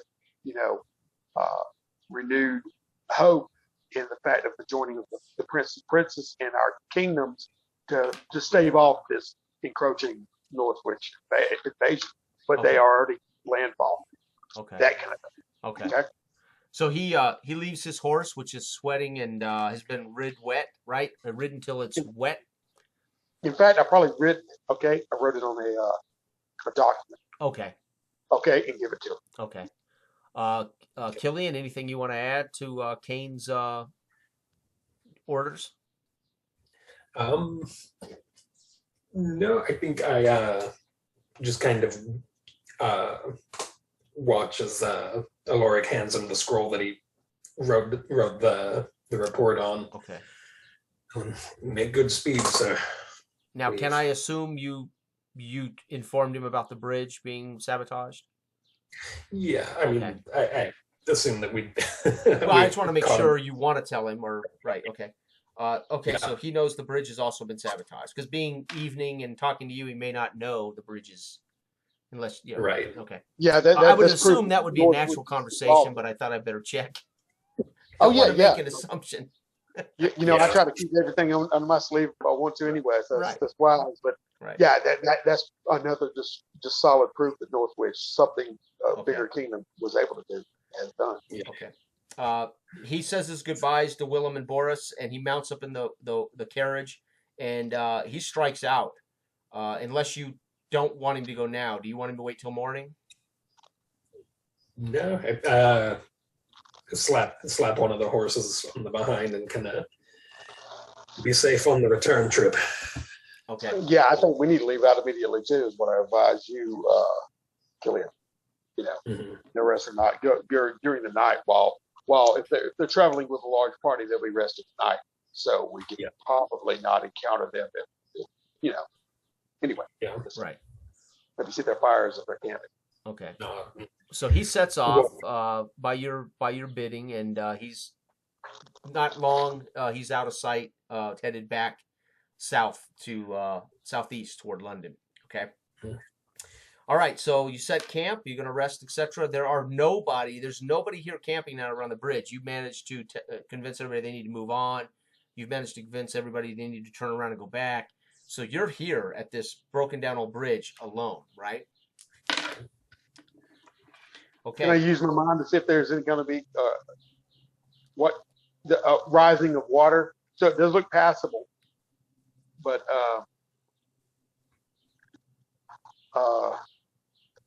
I think we need to go now. If there's a full moon out, it's not over all canopy where we get lost in darkness. Killian, do you think we should go now to set upon Mesnick? I fear that the gears of war have already turning. yes, we've not much more time to waste. All right, aboard the horses. Okay. So Wilhelm and Boris start packing what they can on the horses. They mount up and they wait for, of course, you two to lead the way. Yeah, I'm gonna stand beside one of the horses and make like the gonna give like a sarcastic smile and offer a foot raise. Okay. I take it literally, not even realizing it's sarcasm. Yeah. Yeah. I think you now know it's serious and you're doing the right thing and stop being that. Yeah. So I look at you and acknowledge you that yes, we're on the duty now, and I place my foot into your hand and you hoist me up. Hopefully, I'll do the stallion, and then I turn and look at the rest. Riding horse. The pony. When you write your memoirs, it'll be a stallion. Thank you. Yeah. Thank you. The memoirs that And I you're will saving do to it. write, yes, but I in will. reality, it's just a riding horse. So I guess he gets up and like he kind of puffs out his chest a little bit. I'm gonna smack the horse and get it to like rush forward a little. You throw him off balance. Okay. Well, yeah, I catch up with the horse or whatever like that, who's obviously eager. Right. take me, to Right. lead me forward, which I can't blame. Okay. But So let's make a combined. We need to make one roll. I don't care who rolls it, either one of you. But this is a roll for everybody to pass securely through this river. It's not real wide, but it's wide enough, and it is, night. It's dark, right? And we're coming across this river. So it's going to be a one roll. We're going to modify this difficulty by the number of actual riders, right? So Wilhelm and Boris trained in the saddle. Obviously, Killian trained in the saddle. We're going to have that's going to modify down our difficulty. Our difficulty is a 9. We're going to modify that down to a 6 for you guys. Obviously, it's a 9 for Alaric, who's not accustomed to being in the saddle, right? Okay. So let's make a roll to cross this river. And, of course, it would be body or, of course, mind if you are a rider, right? You're using an expertise of being in the saddle. So it would be a mind for you, Killian, or body, whatever's higher. For you, it'll be body because you don't have any expertise in riding, right? Based on what you've been role playing. Right. What's that? So I'm gonna roll a 12, a d12, and try to get a 9 or enough for me, right? And the rest of them are the same. 6 for Killian and company, right? Okay, here we go. All right. Careful on the crossing. Since I'm going forward, tally ho. Oh my God! I rolled a 9 exactly. I got 0 body. So you get through. Again, I don't know your demeanor, what's in your head, but the horse struggles at times. Maybe gets feet sinking in mud, and you got to kind of pull and wrestle and cuss this horse. Maybe I don't know how you go. Maybe you just pat it on the head, going "Good horsey." I don't know what you're doing, but I'm over his shoulder like that, just like the prince, just looking at the horse like, "Get over." Do your job, right? Yes. Right. Did you roll with a 6? Sorry, yeah, did you make your roll? I rolled a 9 plus 3. Okay, so. Great. So they all of you get across. Now there's an example where if you failed, Jorian, one of your minions would have probably toppled over into the river. Right. It wouldn't have been you, right? Now if you rolled a critical failure, it might have been you that lost control of your horse, right? So that's an example how I wouldn't reduce a repute level 8 character to a joke. It would have been one of the minions that would have toppled. So failure wouldn't have hurt you. Unless it was critical, then it might have been. You might have got dumped on your butt in the river. Once you get up to commanding subordinates, then So your role just gets you all across without any incidents, right? And it's a good thing because yet another seed. By the way, you guys have already gone through 5 random seeds out of these, and the next one is heavy rain. So literally, you get across this river and it starts a deluge. So the last one I rolled was heavy rain, right as Dell and you guys decided to cross. So technically you dodged that heavy rain after you crossed the river, which is pretty cool, right? So, but it's a deluge. It's going to affect your vision. It's going to affect your hearing, etc. So understand that any checks now may be modified into the harder categories, right? Yeah. Okay. So as you ride on, and the heavy rain slows you down a little bit. You're also not able to ride as quickly if you're in a hurry, right? That kind of thing. Okay. All right. So as we ride on, and again, you don't quite tell me, Adele. Convince me you've been to Mesnia. Have you been to Mesnia? Yeah. When it's tied in, like I said earlier, when I roll the mind, and I barely made it as an example as far as knowing a little bit about them. So to me, automatically in my mind, I'd passed through there. I didn't do detailed work, maybe hope to get back there at some point. So I did take up a little bit. I was a passerby, pass through, but I didn't stay and soak up anything. So that's about it for me. Okay. So as you kick these horses, it's raining very heavily now, difficult to see. It's noisy. Who's leading the way? So I'll be in the front of the party, and I'm gonna kind of direct Boris and Wilhelm to kind of ride on either side of Alaric to kind of keep his horse steady. Okay. Yeah, and I would be kind of flagging back since I don't know how to necessarily ride the horse forward at their pace. Right. So I'd probably be slowing down the troop a little bit. Okay. I'd probably irritate the 2 guys on the side of it. Okay. Killian, as you plow ahead through this heavy rain, I'm not certain if you've got a cloak that covers your head, but either way, it's dripping. There's almost a steam and a fog. Again, England wet. As that temperature changes, we see fog rise. It's very difficult to see. I need you, sir, to make a mind check at gosh, this is a tough one. This is going to be a difficult. Okay, a mind check at difficult. No modifiers. I won't add modifiers. I've already made it difficult because it's a heavy rain and it's at night. That's why it's difficult. So we're not adding any more modifiers against you, right? Okay. I rolled a 7 + 1. 8. Okay. So as you're riding ahead, at the last second, something, an animal, something, etc. Let's make a luck check here. This could be potentially brutal. So let's do a luck check. Again, this will be a luck check at. You rolled a what? A 7? Mm-hmm. +1 is 8. Yeah, let's do the luck check at your failed number, 8. So let's make a luck check at 8. You need an 8 with your luck check. 11 + 1, so 12. Okay, so something at the last second you see in the rain standing in front of you, maybe dodges to the left or right. Hard to say. Your horse, you scramble to the right. You do such a hard pull that the horse actually rears. You're on the horse, it's raining, but you come down, the horse kind of scatters and whinnies heavily as you look about you. You can't quite make it out in the dark, but there's something down below you, standing on the ground. Ellerin, go ahead and make a check here in the rain, a luck check for you, sir. This is going to be hard. The 5 total. Okay, so Lord, all you see is suddenly slamming, pulling his horse to a stop, and the horse rears and whinnies and dances around. And the other two soldiers pull their horses up, and you kind of slide to a stop. You don't see what it is that caused Killian to rear his horse, right? Gotcha. Yeah, I'm gonna give the order. What is it that the rain's pounding? I'm sure they can't hear me. Right.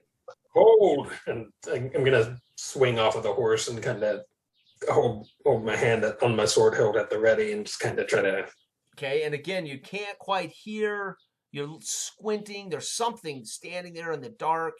And as you get maybe, I don't know if you want to draw a weapon or just get closer. As you approach and you realize it's a small figure, you realize it's a child. It's a child completely alone. No older than 5 or 6 years old, standing freezing in the rain, crying. As you realize it's this lone child standing in the road.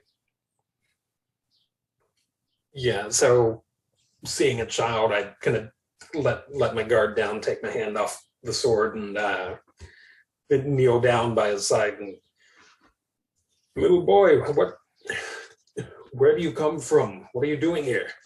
He looks up at you, crying, soaked, and he says, literally, you got to make a roll now, sir. Luck check. Hard. Okay. This is 12, so this is difficult. As he looks up at you, he says, exactly, make this roll.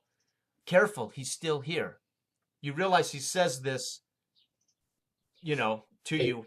As he's 9 total. 9 total? Okay, you guys see a flash out of the corner of your eye, Alaric. Maybe Boris does. You see a flash come from the trees to the east, and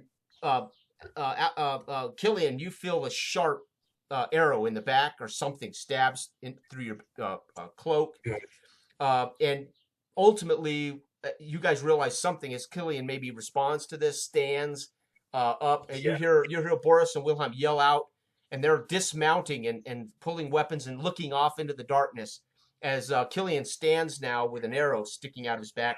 That's 1 wound, sir. Right? Yeah. I don't know. Yeah, 1 wound on your health. The boy's still standing, freezing clearly, and crying. Right? So I wheel around and kind of stagger from the impact and wheel around, and we're under attack. Yeah, and Wilhelm and Boris are already off horses, and they're coming around kind of to shield you. So they stand in front of you from where this arrow came, as they're looking into the darkness, weapons drawn, shield up, guarding you. And they're shocked to see the kid as they approach you, like, holy, where did this kid come from? Right, Alok, you're still on horseback. Their horses when they got off, naturally skittered away. Maybe they smacked them on the rump or something to get the horses out of the way. So you're standing here on a horse that wants to follow the other horses. Yeah. You're on mute, by the way. Right. I'll let the horse canter forward like the rest of them, while my mind is trying to piece all this together and wondering what was going on because it came in a rush. Right. But just reflexively, I will turtle up behind the horse in the opposite direction, like kind of hug the horse's neck and sling my body over to the side to let the horse provide a little bit of protection for me from the arrows from that side of the road as it canters forward. Okay. That's just what I'm naturally doing. So once his horse gets a little bit closer, I'm gonna go and scoop the child up off the ground and kind of try to hand it up to him. Okay. To Ulrich. Yeah, that's not a problem. You can do that. No more arrows come. It's just been one single arrow. Boris and Wilhelm, again, maybe striding further toward where it came from, into the rain and the wind. Obviously, can't see much at all, especially as the fog rises thickly now. Let's make a combat check, modified. Again, this is going to be hard. 12, modified by number. Wilhelm and Boris, so you'll get a +2 to add to this roll. And this will be you, Killian. You're going to be in charge of these minions, basically. Okay. One thing I want to say is whenever Killian reaches up with a child, and I wasn't aware that it was a child anyway, and all of a sudden I'm having a child thrust at me when I'm just turtled up for my own protection. Right. And you've got to look at me and urge me on, snap me out of my stupor, as it were. Yeah. So what are you telling me to do? Like ride on? Just the impact of the child, like being thrust up into your center mass and kind of. I have to redirect myself and pull the child up in front of me, but I'm looking at you with blank eyes. Like, what do I do? Honestly, it's like two children. Yeah, like as I'm passing him up, get to safety. And I smack the horse and kind of force it into a forward trot through the rain. Yeah. I bundle the child up under me as I'm holding the reins of the horse, and I'll lean forward like that and let the horse carry us forward and try to urge it on as far as I can, like kicking it to his side, so I'm leaving them behind. Yeah, right? You're basically riding into understand you're riding into complete darkness, fog, yes, and a deluge, so you can't see shit. So you're just kind of riding away from it, right? I'm letting the horse lead the way. There you go. I'm turtling up, not necessarily consciousness, but I'm just kind of turtling up, wondering what's going to happen now. And anyway, I'm off. You see me disappear in the darkness there. Yeah, so as he kind of rides off into the fog, shouted Boris and Willem, on me. And then as I'm climbing back onto my own horse. Okay, so make a roll. You need to make that hard roll. Add 2 to the roll for Willem and Boris. Right, so die 12 roll for Willem and Boris. That's a 7 plus 2. Because I don't know what roll this is. Okay, so as Wilhelm squinting into the darkness, Boris seems to hear you quickly, and he's pretty quick about shield on his back, headed to his horse. Yeah. But Wilhelm squinting into the darkness, takes an arrow in the forehead, and instantly you see his arms go limp, drops his sword into the mud, drops to his knees. Again, these are minions. They're not real characters. He ultimately slumps back, he's upright on his knees, head droops, with an arrow that's stuck now out of the front and the back of his head, as Wilhelm has been stricken by an arrow. Yeah, I'm going. In response to that, it probably takes me a second to process that, but I'm going to wheel my horse around in the direction those arrows are coming from. Okay. Pull my shield off my back and kind of hold it in front and this way. Okay, so you're going to spur your horse just in that general direction? just in that direction. Okay, so this is going to be again. We're looking at now you're going to need a 10 plus using luck as you're riding off into dark rain, right? So Yeah. we're looking at a 10, which I can't remember exactly the score. I think it's hard 10. Add your luck to this. Where's 11. what do you want Wilhelm doing on this? Oh well, I mean, Oh, you commanded him to join you, yeah. correct? When I shout this way, and Okay, so I'm sorry, add luck plus Wilhelm to that. So it'll be another +1. So you're gonna get to add 2 to this roll. And I think you rolled an 11. I rolled 11. Okay. So 5 feet, 10 feet, your horse kind of slides and rears up as something flashes in front of the horse. Wilhelm spins and says, "There!" into the darkness, points randomly kind of to your left. You're both facing really northeast, but he points to your left and says, "There, there!" And you can see somebody kind of roll away and into the darkness. Yeah. But you've seen him. Seems like a solitary man Person. dressed in dark cloak. You don't know what else he's got, but he's definitely vanishes into this fog and darkness as he's dressed in dark garb, right? That's really all you can make out, but you did see him in time, right? So whatever he did and darted through, he didn't wound you or your horse, or right? Yeah. So just having seen him kind of like spurs me into action. Okay. Kind of course correct the horse to move in that direction, and I go in full battle mode and pull my sword out. And I'm sorry, that was Boris. Wilhelm's dead. That was Boris. I'm sorry. Yeah. Yeah. Okay, go ahead. You pull your sword out, right? Still got an arrow sticking out of your back. Yeah. You want to surgically remove that. You don't want to just pull that out. Yeah. No, I thought about that. Right. So you draw your draw your sword. It's raining crazily. You can't quite make out where he went. And Boris on his horse is kind of skittering that direction. He's kind of spurring his horse to move laterally, almost as if he's trying to parallel where he thinks he's went. Okay, so that's what they're doing now. Make another roll for me again, plus for your luck, plus Boris. That's +2, and again you need to make a 9 or better on this. Right? You were at 10. Difficulty's coming down a little bit as you're starting to get your bearings. It's an 8. 8 plus. And now you see him, right? You see him stand. Suddenly, you're on your horse. You're squinting. You've got your sword out. You see him stand, and he launches an arrow, and you see it just past Boris, misses Boris, but you see it it was at Boris and just missed him. Yeah. Okay.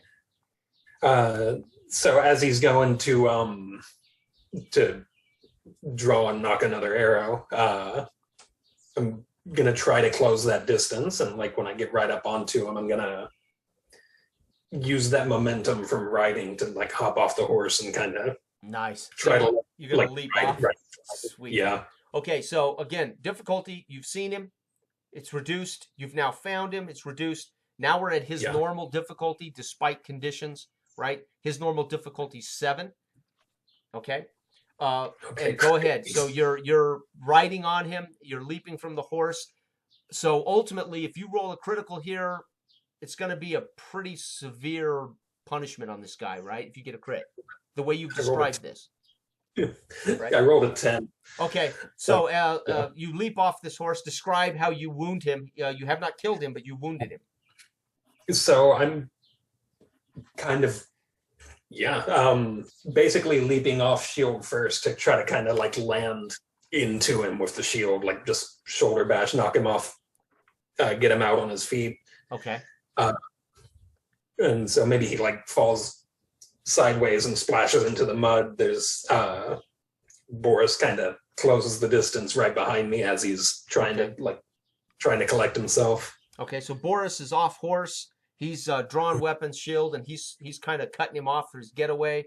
He's getting up from the mud as you speak. He's pitched his bow away.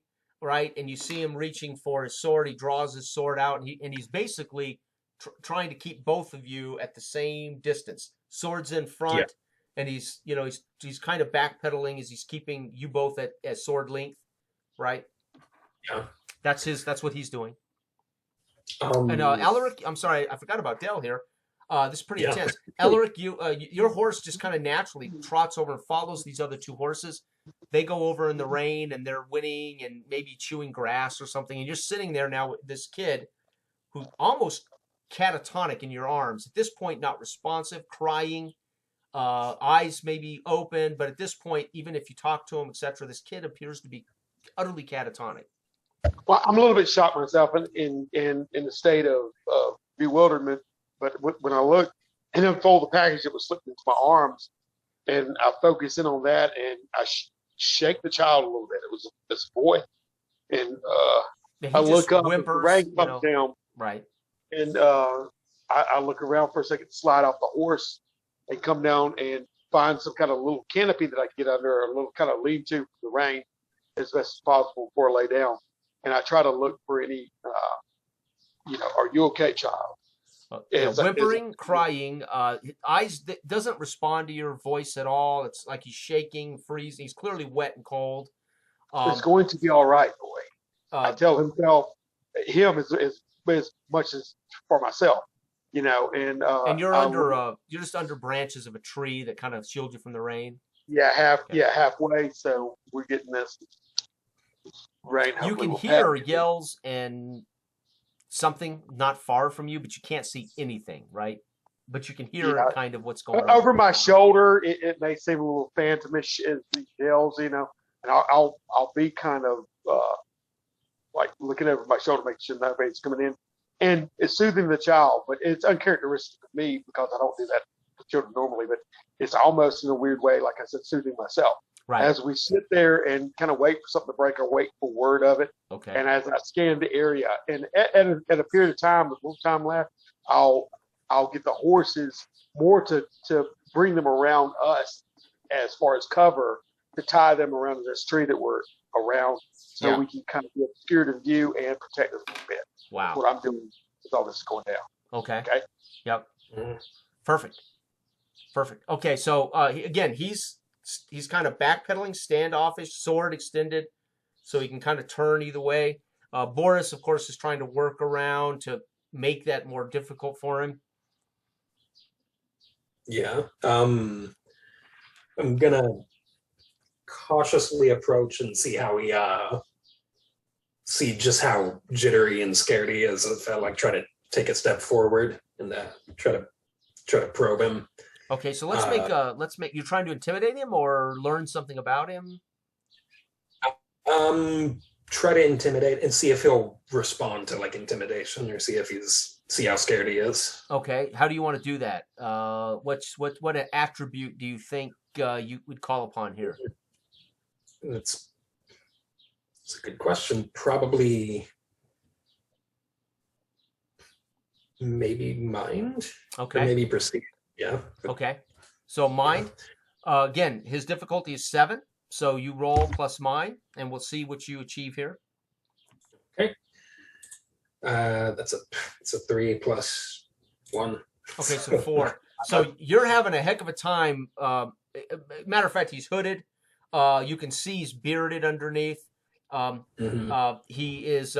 He may be stepping back and positioning himself, but he's doing so in such a way that you don't think it's fear. It's training. It's tactical, but it's hard to say because you failed the roll. So is he scared, or is this guy good? What's going on, right? Meanwhile, you hear Boris yell out, and if you want to, you can look, glance. If you do, it could affect. It could affect your next difficulty check.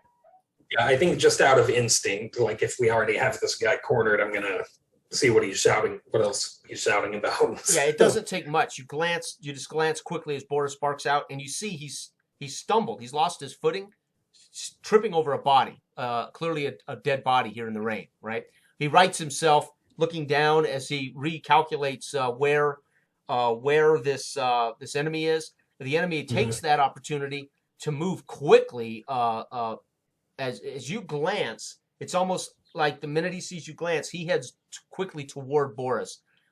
Yeah, I'm gonna with both hands on his half tilt, driving toward Boris. So let's make a roll.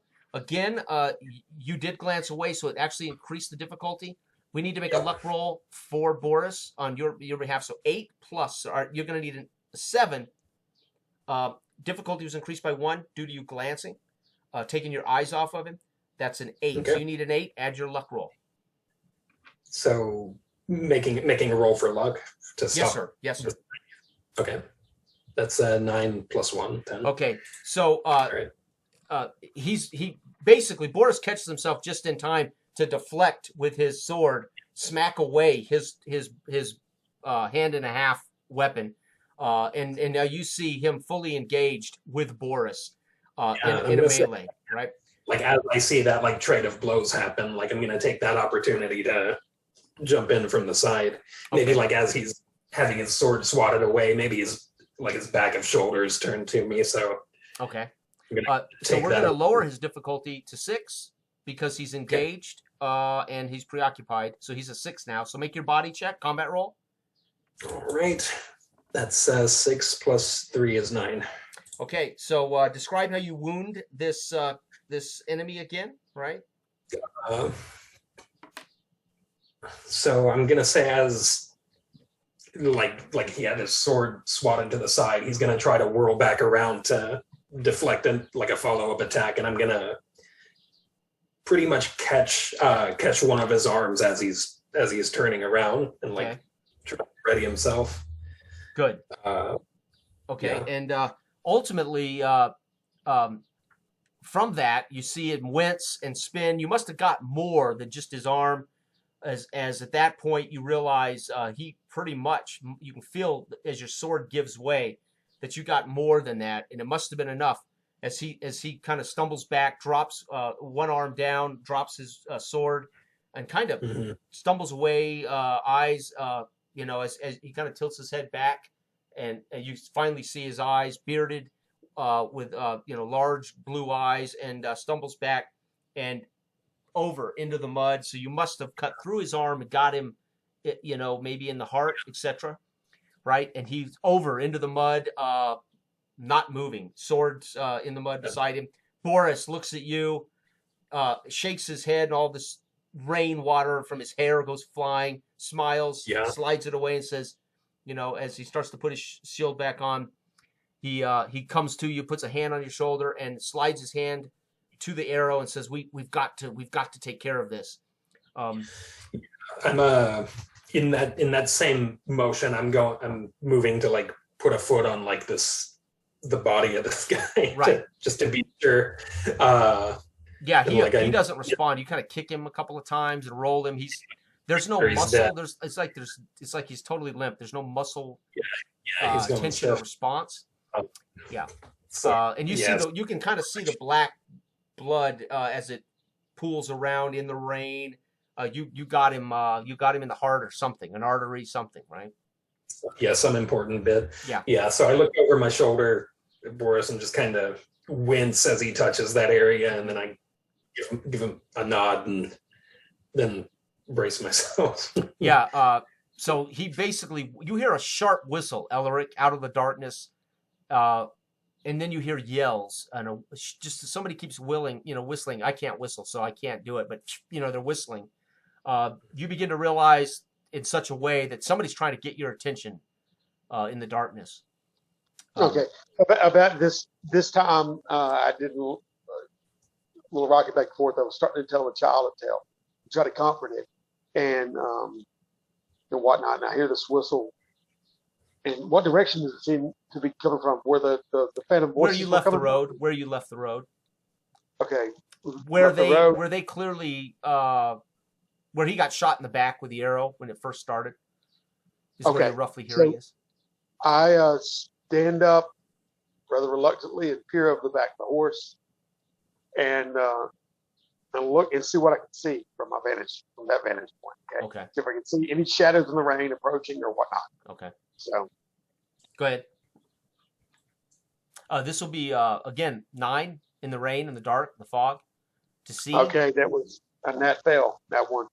Okay, so at this point now you're hearing he's whistling so much you're now beginning to wonder what direction. Yeah, I lost direction. Okay. Yeah, you're actually now beginning to think. Wait a second, where did I tie the horses up? that? Where did I get off? Did I come down this way or that so way? at this point now you think you're hearing the whistles from echoing around. You're not now certain what direction the whistle came from, right? Yeah. Boris. At that moment, I know I'm lost. So we have a crit fell, and that's going to impact this particular healing opportunity for Boris. Boris is a minion. We're in the rain.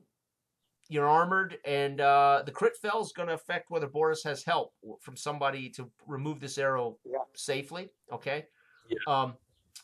Yeah. He basically pulls on it a little bit, and you feel this pain. Let's make a body check at hard. All right. This is a 12. That's 6 plus 3 is 9. Okay. So this causes you to yell out, and that stops Boris in his tracks. Because he realizes he's causing pain. No wound, but he realizes, okay, all right. Then he says to you, "We're going to have to cut your armor off and remove this." Now you can ask him to pull it and preserve the armor, but you might take another wound, or we can cut the armor off, destroying the armor, but it'll be easier for him to remove the arrow. It's a hard choice. I'm gonna nod and I'm gonna start undoing some of the. Okay. Yeah. So he realizes because when you start to take it off, you're gonna feel it hang on the arrow. So he's gonna have to cut best he can this free. So at this point, let's make another roll for Boris. This one an even 6 average plus your luck. So add 1 to this. This is to get this off you without causing a wound, right? That's another 6 plus 1. Okay. So he manages to cut it free, and he manages to work the arrow out without causing too much damage. Of course, it's incredibly painful. You're going to have just the 1 wound still, but the arrow's out. You're standing in the rain. He's you're bleeding pretty good. You might have heard him yell out when he first tried to pull it loose. Alaric, that's something you might have heard when he first felt that roll and yelled out. Okay. Yeah. I mean, even still, I don't know where I've shrunken down back to the child's position and stature. Right. And everything above the horses, since I'm kind of, circled the wagon, so to speak. It seems like it's coming from above, and I don't know where it's buffeting, and the horses are moving around nervously. All the rain is the torrential downpour. I've lost in it, so if I heard it, right, and I start focusing on the child again, I'm rocking back and forth a little bit and I'm trying to remember where I left off in the story. Sure. Do you know where I left off in the story, child? Let's make a spirit check to calm the child here at this point. Again, catatonic, clearly in shock from probably witnessing something. Yeah. Okay, this 6. Yeah, so average check, no sweat. The boy kind of darts. Finally, for the first time, you see him acknowledge what you say. His eyes dart toward you as he's whimpering, and he says, what kind of story were you telling him? I mean, were you telling him a horror story, or were you telling him a? Oh no! I'm telling him a story about not a horror story at all, but about the kingdom. Thanks so much for the door. But about the kingdom that we're in right now. In other words, the kingdom of my birth. So I'm kind of regressing myself a little bit. Sure. That becomes a home or whatever, and I kind of swing from that, and I swing from that and I go into quiet pups. Go into a thing about asking him about where he's from too. Trying to draw that once I realize and recognize that he's kind of snapped out of it a little bit. trying to get some information on him, and that's almost my way back to sanity. All right. And so his answer to you, as you realize, he kind of for the first time his eyes look at you when you say, "Where was I at in my story?" You had asked him, "Where is he from?" He says, "Mesnia. Mesnia is my home."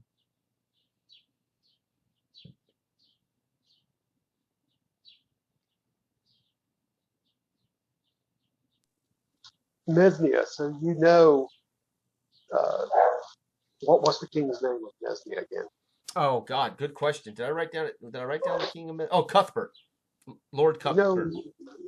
Good King Cuthbert is what I said. And I stress the good. Right. See what's regret.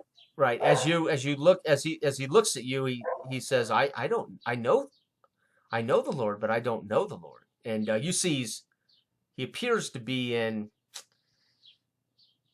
very common clothes, not peasant rags, but there's nothing about nobility about this kid. There's nothing that would scream that he's, nobility. But so he knows who the king is, but he doesn't. But you must know he's good, of course. He cares for his people. Cuthbert is our Lord. Yes, he is our King and Lord. And that is who we need to meet. That's who we're going to see. Your King, your Lord. And then for his help and aid. It starts to cross his mind as he starts to reflect. Yes, my father, and then he starts to cry as he starts to tell you about his father, right? Before long he's back catatonic again, right? As he's clearly recollecting something about his father. So I'll kind of rattle him a little bit more than he can handle right this second, okay? Right. So he slips off into a catatonic state. I lay the child back down and stand up and look again around as I look for the incoming whistles or sounds or potential people coming down. Where are they? I say. Okay. Now, at this point, I have to say that it's Dorian's birthday for one. I think he's got visitors right now. Oh, okay. Unexpected. So, we can wrap it up. We've been playing for a couple hours. If you want to, have we? We might have to. This is a real good one, though. Yeah. Maybe so. I'd like to pick it up. It's a real good one. Versus what, man? Versus all the other crap I do? No. I just meant, it's good to be back for you to be in the saddle, man. It's been kind of a void for, a good while. But no. I'd like to, you got to admit, right here, right now, this is the situation. Well, I didn't know it was his birthday. Tell him happy birthday. Oh, Jason said happy birthday. I had no idea. I don't want to kill a kid on his birthday, man. I don't want to kill his character on his birthday. Oh, jeez. Well, I think he's got his buddies there right now. Okay. That's great, man. That's great. So do you want to stop here? Should we? Yeah. We can go ahead and stop here okay. and pull up and so let's reflect a little bit on. So again, before I used our rule book to follow how to make an adventure. Took me 15 minutes. I jotted it down in pencil on notebook paper, the setup, major dilemma, minor dilemma, and then I made my random seeds. You ended up out of 17 possibilities, 7 random seeds were encountered, all 7. Well, I shouldn't say that the flies weren't encountered. You learned of the swarm of flies from the pilgrim who was welted up and bitten by him. And at first I thought maybe passing some dead bodies on the road, you know what I mean? But he's right beside somebody else. So anyway, that's still. But so you learned of that. You didn't actually encounter that. You learned of that from someone else, right? The first one was assassin. That's what you just faced. So it took this long for my very first roll. To manifest itself. So you ran into heavy rain just recently. That was my 5th roll. My 2nd roll was a caravan of traders dead. That was the 2nd roll that you found that on the road. And then, of course, the Roman ruins you didn't meet, but you found out from Cain. I tied the Roman ruins to the caravan of. So basically, the dead traders. Oh, great. So we can still go. You want to still play or what? I think I'm actually going to have to jump off here. But so I was just telling Dell and the audience roughly how this. So the perpetrators of the caravan, I rolled later. I rolled Roman ruins. So I said, well, that'll just be where these bandits are holed up, right? So you learned about the Roman ruins from Cain. Right. So you didn't really encounter those, but you knew of them. You could have gone and embraced those, right? Yeah. And then, of course, the bridge is out. It's going to mute, Dorian. Yeah, we're, the bridge is out. Again, I tied that to the setup and the major dilemma, which is potential war. So the bridge is out, made context of that it's been sabotaged, right? That reminds us of our major dilemma, which you were going to have to deal with through the whole session. So again, random seeds can be naive, but they can be tied into those dilemmas to make sense of what's happening in the world, right? Yeah, Let's see, heavy I think rain. it's interesting when they don't actually inform the story that's being played, but kind of the world building, right, on like a bigger scale. Yeah, right, and it could have been literally just a bridge out. It doesn't matter, but I thought I'll tie it into this threat that you're on. In a way, it confirms what the king believes, that you're almost at war, right?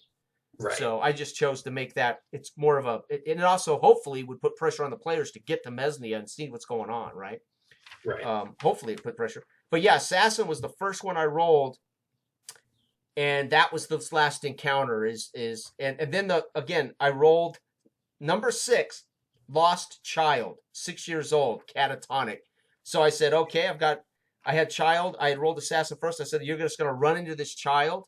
He's going to be what's left of this assassin victimizing somebody on the road. Yeah. And so he's like the last witness to this assassin, which you just dispatched. So there's all 7 of my random seeds that in 2 hours. At some point, I was rolling 7, 9, 10, 11, 13, 14, and 4 was the assassin. I was starting to run out of numbers, man. At some point, you roll the same numbers over. It's kind of, you got to keep rolling until you hit something fresh, right? Yeah. So that's it. And I just wrote up that adventure one. I followed our rules, and to make sure it works, I'm following our own rules, and it worked. So yeah, I was wondering about whenever I do a thing on a random seed, cross it out and maybe replace it with another word in case you re-roll it. There you go.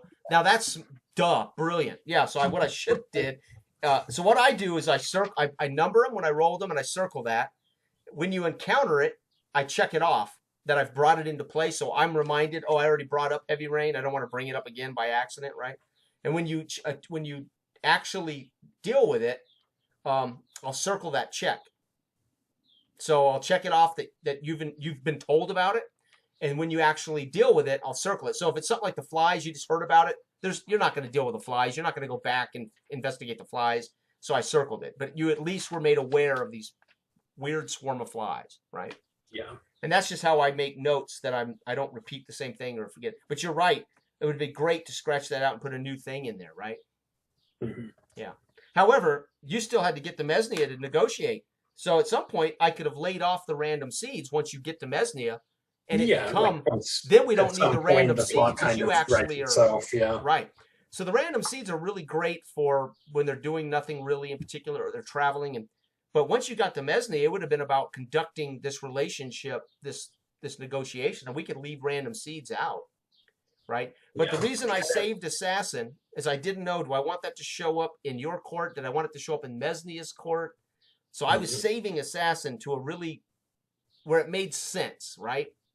And that made perfect sense to me, man. That was creepy. It's in the rain and a child to be standing there. I'm like, is it fake?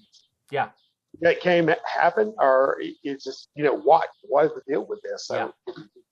So anyway, now you would have to investigate, why was this assassin out here, and who's he work for, and who did he kill? Yeah. Right. So in that sense, you could turn that into an interesting mystery, or you could say, well, we just got out of that threat. Let's go. And then now you're saddled with a 6-year-old kid, orphan. You're now saddled with a 6-year-old orphan, right? Yeah, we got to hit the next monastery. Yeah. Right. Monk in training. Yeah, there you go. That was fun, man. Yeah. Haven't played in 11 months. Haven't run in 11 months. Haven't looked at our book in 11 months.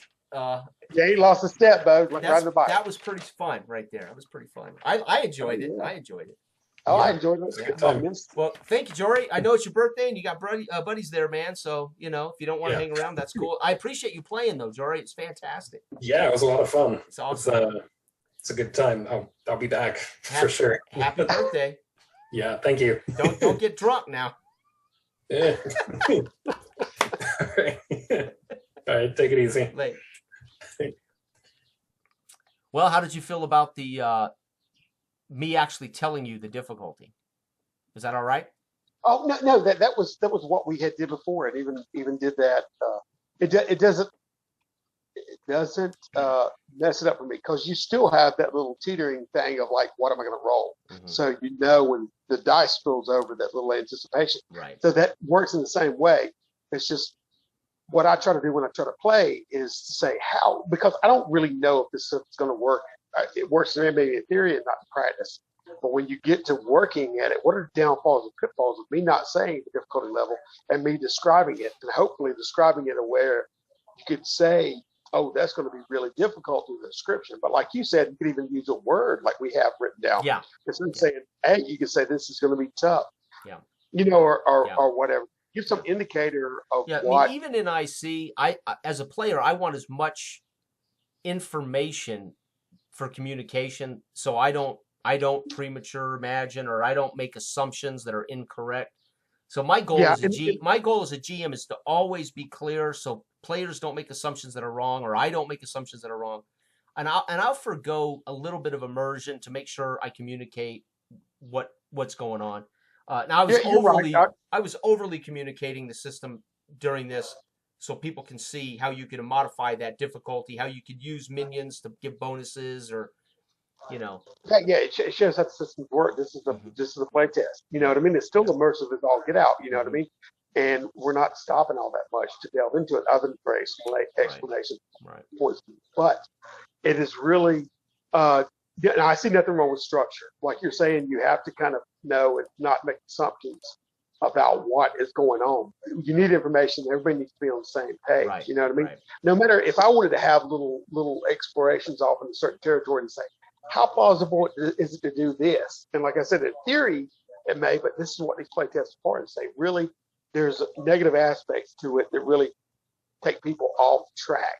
Right. You know, or like even our discussion yesterday with that back and forth narration.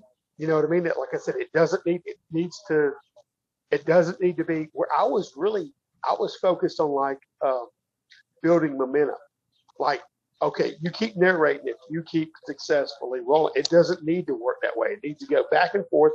That potato needs to be tossed from one to the other. Whether that other just got in a situation where he's a negative. Right. And like I said, it was like that from the original concept. Right. You see that in the artwork that's behind you. Well, of how it works, you know. Yeah. And all I was really making clear is that the NPCs get to go. They may not roll the dice and they may not be successful, but they have to have an action. They have to actually put pressure on the player. So well, I need to know what NPCs moving or doing while I'm doing that. Bingo. Because, for instance, I was describing to my wife this morning. Why does this matter? I could punch Joe in the nose, so I can literally take and declare an action by doing so. Punch Joe in the nose, but you know what I can't do? I can't tell you what Joe's gonna do in response. Joe wrinkles his face, screams out, stumbles back, says "Holy shit!" and Joe runs away.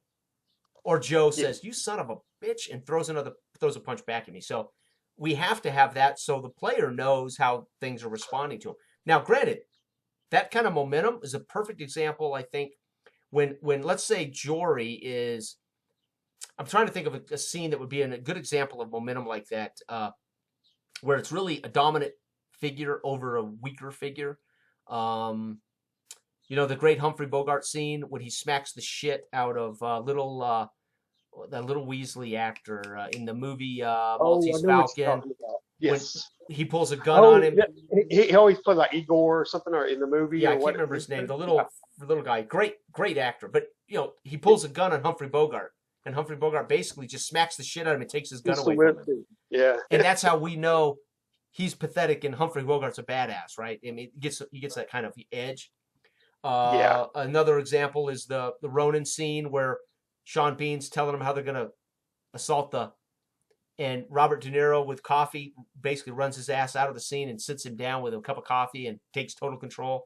So I know Yeah. what you were, you're building momentum there, but It's like a cumulative Tugga momentum. was a leader of our, so in that sense, I don't know how you do that, right? Yeah, I know, and it was more in theory, like I said, like Yeah. a cumulative momentum. Like even we do it in certain ways where you have somebody in a situation where it's to their detriment. It's like if you can be oppressively, if like somebody gathers momentum against you, how are you going to turn that? Even if it's chipping away at your difficulty or Right. target difficulty, then you switch that and you swing it back over. Right. Well, it doesn't really need to be that way, and that's Right. what I was messing with. And like I said, when we're doing this game, we need to find out what works and what doesn't. Right. And admittedly, I was trying to stretch into different areas and toy with different Oh, things. heck yeah. And it's been Well, on that's my what we're mind doing. for like That's what we're, 11 months while you were gone. So I was trying to pack a lot of that stuff in there. It And was awesome. And we're play testing, so you want to try all this Exactly. stuff to find out what Exactly. works best. Yeah. And then Yeah. when you go, especially when you're in game and you're playing it, you Mhm. realize that like I was doing that not only with the situation, but it was in mass combat and Yeah. how I was trying to do the combat. And even the fact that like I was doing with luck, like if you actually run, it wasn't just like 6 rounds or anything. It was like, automatically when you're there, you can feel the momentum and sway of a situation Right. as one side gains the upper hand and the other one diminishes. And then you start mentally morale checking for breaks and say, what point is it going to tip the scales? And that's what you're looking for, because a lot of it's dice roll it's like an arm wrestling match. Yeah. What you're doing is rolling, because it's two bulls locking horns. Right. Who gets the better of the other one Right. at that moment? But then that pivot point, whenever something gets the better of the other one, Yeah. it needs to switch. And you have to have that structure where you say, like, look, if I go at you, you know what I mean? Even if I get you in a disadvantaged position, you still need to narrate what you're doing to pull out of that situation. Not only we allow that for the protagonist to do that, but what I was doing was eliminating the NPCs from doing that. You see what I'm saying? In my stories, it was crippling. It needs to be a back and forth sway like that. Well, yeah, the player just needs feedback. And again, I haven't watched it back. I watched part of it, so I can't say that you weren't given feedback. So I don't remember. I remember that that big fight with Eric the Viking out there.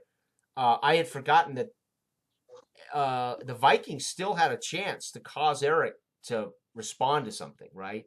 Even though Eric is rolling the dice and maybe had won the last die roll, the Viking can still force action. He can still force tactical edge, right? He can. So we just have to slow down and remember they get to think and go too, right? The enemy, right? Yeah, it's action and reaction, and it also feeds the information. And the rolls aren't always combat rolls. For instance, the heavy rain, the first roll, heavy rain, trying to see this assassin in the rain, fog, and dark. It complicates. Had I not rolled heavy rain, it wouldn't have been difficult to see that assassin or hear that assassin, right? So his first roll was against a 10, which got him the arrow in the back as he failed that roll, right? It wasn't a combat roll. It's Jory checking to see if he spots this guy, basically. But because he failed it in a combat situation, he takes an arrow in the back. He suffers a wound. I narrate how he takes the wound by surprise when the kid says, when he gets off the horse and kneels down to address the kid, it's the assassin's perfect chance, right?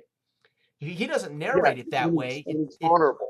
His narration of how he approaches the kid tells me, as in the assassin, I got his ass, right? And in the rain, can he hear something or spot something before it's too late, right? And well, even when you're watching this back, you go back real quick to the one-on-one. When you're doing that, if you don't allow the NPCs to have their thing, you can't mentally picture what's going on. Even the protagonist, the player, he has to listen to the reaction of the person he's going against, the contestant, to see how he narrates his fiction to counter that, because it's a dance, like I said. Yep. And if you eliminate one thing, there's no feedback for the player to go, wait a minute, what is he doing necessarily to give me information? Well, it's funny you said dance, because it's exactly what I said in talking to my wife this morning. I thought, well, if we play today, I want to test him. He said, I got to make sure I don't want you to feel like you're dancing alone. Right? It's with somebody. It's the step, and even like I said, even the dice shouldn't decide who does the narrative, who leads that narrative. Right. It should be a change of hands. The dice decide, how you populate that fiction of the narrative. Right. And it feeds it its narrative dice. Right. You know, And as I was, this is the challenge. And I had some good fortune to run one of my favorite games in the last 5 years, Samborum, which is a player rolls everything. So I had a little experience with what it was like for me to be the monsters, activate the monster's turn, say what the monsters are going to do, but then you don't roll the dice. So the thing we're accustomed to in D&D is you go, and then I go, and I say what I'm going to do, and then I roll the dice to hit you. But in Samborum, they go, whoever wins initiative goes, and I still say he's going to hit you with the axe. Just they roll against their defense. That's a traditional, as you said the other day, I go, you go, turn-based thing. Well, we're not quite that. But they have to know what the assassin's trying to kill him, and they have to know the assassin is going to get to make a move depending on what goes on. So he succeeds at that roll. When he succeeded at that, I asked him, you can glance at Boris to see what's going on, or you can ignore Boris. It's going to affect the quality of this roll. He said, "I'll look." That made it harder for him, but what it did is it made it harder for Boris to block that shot. Well, fortunately, when he rolled, he succeeded, and Boris was able to block. So I used that roll for Boris's defense against the assassin. And again, they were minions, so had he failed that, Boris would have been killed instantly by this assassin, and it would have been just Jory and the assassin now facing off in the rain, right? yeah, and that's what happened yesterday with multiple people. But see, they're even making rolls that impact their other NPCs, minions. I was giving my wife an example this morning. The dragon is coming at you, Del, and he's diving, and you can see as he dives towards you, into Edgewater. And I say, "What are you gonna do?" And this dragon looks like he's coming right at you, and you say, "I'm gonna run and duck behind something." And you roll. Let's say you roll a critical failure, and you're thinking, "Damn, I'm gonna get hammered by the dragon." And I say, "No, the dragon at the last minute swoops up and destroys the tavern full of people right behind you, right? So yeah, you ducked behind a wagon, but now the Gold Leaf Inn is incinerated, and the 16 people that were in there are dead, right? Because of a critical failure in combat. Didn't affect you, but it affected Dredgewater, right? It complicates your life. And whether suddenly, you personally right, are it doesn't always around. have to be about you taking damage from a dragon, right? It could be about your subordinates that are with you, like in Dorian's case a second ago, or it could be about anything. All that factors in, and I love the flexibility of the rules that to allow that. Yep. And we had no trouble, like I said, when I was running Dorian and or Justin and you the other day, when there was multiple people, you had either on either side. It's so flexible to be able to handle a situation and to be able to narrate it. Like you said, Justin was focused on that one guy. Yep. He put himself in more of a detrimental situation to the second guy, but you were trying to block one while you were swinging away the other. Yeah. And you know what I mean? It works differently, but it allows you to do that. Right. And intuitively, for you to factor in all this mathematically to the whole ball of wax. And Make you go total sense of this is going to be kind of, exactly. Yep. This is going to be difficult, or this is going to be really hard. Yep. Or you can give a number, and based off of it, because that's what we're doing. Yep. You fill this world up, you populate it with this fiction and with your narrative, and the way we play off of each other, which is important. Right. Even when you go to these one-on-ones, you say, how is the NPC or how is this thing that you're up against reacting to your action in game? Right. And I have to say that. I can't just say roll again.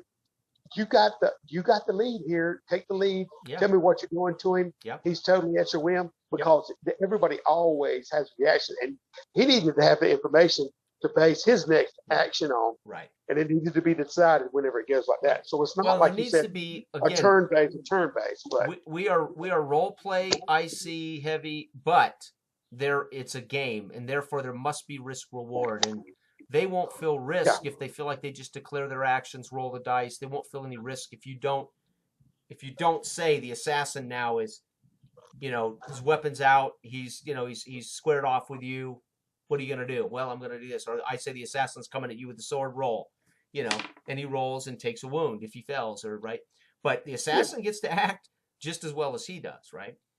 Yeah. Yeah. It only. I mean, but it's dependent upon the roles guide and feed the narrative as far as the situations. Yeah. Well, earlier you defined what your character knew, and he was scholarly, and he had a high mind score. He was a tutor. So when it came to Mesnia, instead of just saying this stuff, or instead of just saying to you, hey, go ahead and tell me what you know about Mesnia, I made you roll to see basically if you'd been there, if you know much about it, and you succeeded on an average check, you succeeded with a 6 or 3 + 3 6, whatever.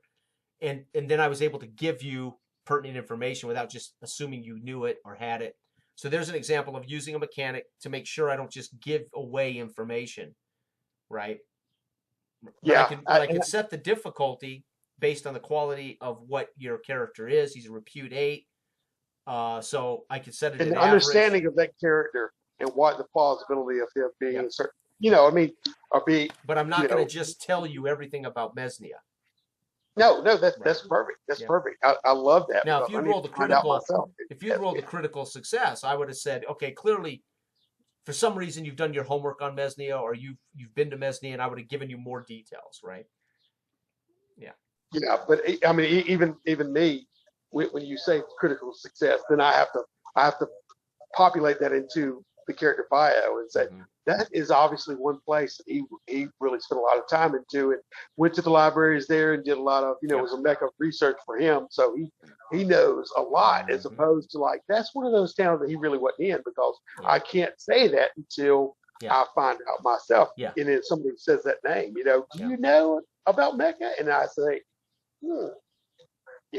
so and if you rolled a critical failure, I would have said you've never been there. Matter of fact, you could. All books about Mecca have been destroyed. Right. Well, or you might narratively say not only that, your character hates Messenia. He never wants to go to Messenia because he just doesn't care about that rat hole at all. You could have narratively made your character despise Mesnia and never been there, right? Yeah, it's narrative prompts is what it's doing with all these die rolls. To explain why you don't know anything about Mesnia. But see, that's when you get into the minds of the character, and you have that liberty to say, you're prompted by, okay, well, this is the situation, and let me make sense of it. Right. So you're connecting dots constantly with your character, with the world around you, and what's happening, you're facing off. Ironically, it makes the game more immersive as you go on, because you start realizing your character, you start actually learning about your character from the play itself, too. You're learning the world, it's organic, you're learning your character as you go, it's organic. You have the basic knowledge, just like you do when you're a presenter, you sit down and you have the basic knowledge of the world, and then you roll and find out what happens. You got the same way from a character standpoint, from a player, about his character.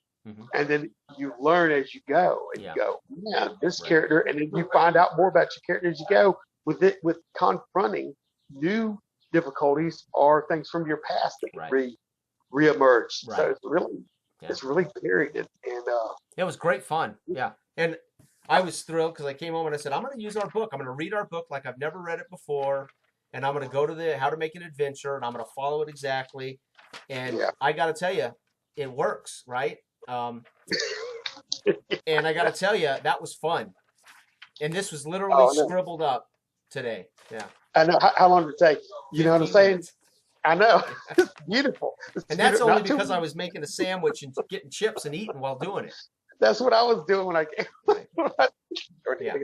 You don't want to read my handwriting, and you don't want to check my spelling, because I did it so quickly. It's ugly, but the reality is it's done. And we had a great 2-hour game. Yeah. I know. So. I had a great time. Oh, yeah. It was immersive as all get out. You know what I mean? And I got a chance to what was sitting there. What do I do? And here's the thing. How did Repute 8 characters feel in our game? That's the beautiful thing about our game. You're more competent. You're in a much higher realm of challenge. You're in the court. You're dealing with the king. You're doing the king's business. You're not a peasant in the street stealing purses, right? But you're looking from that perspective, too. The game is still dangerous, still plays the same. Yeah, you're looking from that perspective. I love the chance when I sat there, we was at the river, the bridge was out, all the peasantry was huddled around it, and I'm like, they need a clear view of this, and I need to gather some information. Right. So then I used my prestige and who I am in the court and my abilities to cajole all these people around me and then try to drag out some information to where we can dig a little deeper. Yep. And I didn't do that with combat. That wasn't combat centric at all. I was trying to figure out a different approach and a different way to help us along in doing what we needed to do eventually. Yep. So when do you really And if you had approach rolled on one of way? those, if you'd rolled, I mean, I think you did roll high, but if you'd roll, I think you had a 13. But if you'd rolled a critical success, 12, somebody in the crowd might have jumped up and said, "I know that banner you're describing. Those people were just here yesterday down." You know, you would have literally been told by Yeah. somebody they just saw those guys, right? Yeah, I was just trying to, Instead, it was 13. So they got up to leave, which should cue you. Somebody knows something, but I think you assumed they were enemies, right? They were people who wanted to get. No. Oh, Well, they were people that wanted to get the hell away from those banners, the way you were telling the tale. Yeah, no, I didn't really think that. Well, they could. I kind of left my mind open on that. Yeah, you didn't want them to get away. You didn't want them to get away. Yeah. They knew something that was going to endanger them if they were like in a situation where we could get the information from them. Yeah. So, but again, you used your ability and all of that narratively, the way you're doing that, to draw out, to basically, instead of saying, "Can I roll the die and see if I learn something from these people?" Yeah, it was an orchestration for me, and it felt great. Yeah, I got to. You didn't just say, "You know, I want to make a investigation check, see if I can learn something from this group of people." 25, and the DM says, "Yeah." They tell you that they've seen that. It works. Yeah, but this is different. The way you come. It's a joy. It allows somebody to play who is like my character. How would he handle this? Yep. You get inside that mindset. And you say, what is his approach to add something to do in this situation? How would he do it? And it makes you think outside the box all the time. Yeah, all the time. You don't just hit everything with a sword. That's right. You know. That's right. Now it forces me to really listen to you too. It forces the DM to pay close attention to what characters are doing. Which is all I've ever wanted from my GM is pay attention to what your players are saying and shit, you know? I mean, there were times I would get frustrated in games where I don't think you heard a fucking thing I said, you know? You know, you have those games where you're like, is anybody even listening? Am I on mute? What the fuck's going on, you know? So it just happens, right? Yeah. Well, that's what I mean. That's what the game spawns. You really have to be there in the moment to say, this is what's going on, because every little inflection of the voice or how you want to do things, you can catch up. Somebody don't have. I love not having to say directly, I want to use trait so-and-so or ability or this is whatever. Right. I want to say like he's getting what I'm saying. That's right. We're in this together. And I'm telling you, that's true in Ubiquity. I mean, you play with the right guys. I don't care how much the mechanics are part of the game. I mean, Ubiquity can be played almost completely with references via dialogue only, right? To activating dice rolls and things. I like this system. Yeah, there's a lot of great games that allow you to play in a narrative space to activate. Matter of fact, there's games that are solely designed to do that. I haven't had the luxury of playing a lot of them, right? I was lucky to play the PBTA Uncharted Worlds with that was the first time I tried a game that kind of was like that, and it sold me on that kind of game system. However, I had other people tell me that's not quite how PBTA works, but all I know is it got out of my way and it let me be my character in that Ivan Uncharted Worlds game, right? So, what started with me, because I was always our tactical player, but whenever you sat down with your brother and he was DMing, and I think he was playing the spy thing, and he was in the elevator and he just took that gun and then stuck it on you and said, "What?" And it shocked you for a minute. And he goes, "This is what I would do." He was playing like what he would. He didn't know the game. My brother had never seen the rules. I had a character sheet. He just played the character, and then I would say, "Okay, that's intimidation. Roll the dice." And he said, and the guy, he filled the role. Dana filled the role, and I basically said, "He ain't telling you shit." And he said, "Oh yeah?" I put a bullet in his foot, and I said, "Okay, he's telling you, right?" That became the mechanic, right? I put a bullet in his foot, right? Yeah. Now, I was too young to say there's got to be consequences for firing a gun off in this public elevator. Which you're acknowledging even in this, like you said, if somebody does two critical things in the law, you can't just run rapid. You got to. But I was a kid. I didn't even think, well, somebody's going to come investigating that gunshot, right? But my brother was out of the elevator, leaving a limping henchman, onto the next clue, right? But yeah. So, but my brother, my buddies, we were all kids. They didn't play that way, right? I mean, my brother was an adult.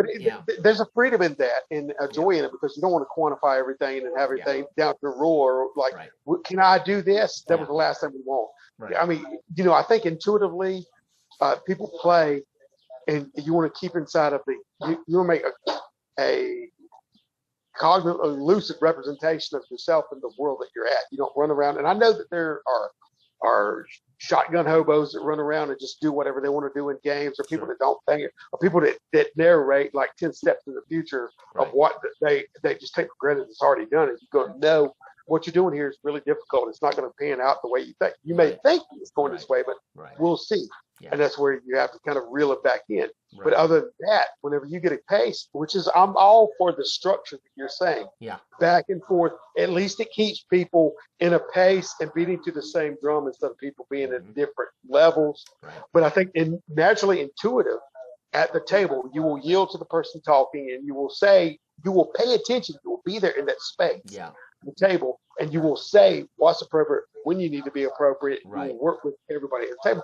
Otherwise, they're not going to play with you. They'll say, leave that. You're trying to be some kind of asinine joker. Yeah. You know, it don't work that way. But most people that sit there and sincerely want to play, and it has any kind of longevity at the table, they're not going to be that kind of guy or girl. Right. You know what I mean? So I think naturally it works out. We don't have to put up all these extra little rules of do's and don'ts, but we do need to put up a structured, methodical cadence to this, a rhythmic cadence to this game to say, this is the structure and then what we do, but you got total freedom and agency within this to do. And then what the DM allows you to do, you can interpret it. It's so different. Interpreting. Yeah, interpretation. What applies to what do's. And a lot of it is depending on the narrative of how you approach a situation, which is beautiful, Jason, because you're going off of how you approach the situation for your attributes and who you are, more so who you are as a character, and how that character would approach a situation and deal with a problem at hand. Right. What would he do? And then you go like,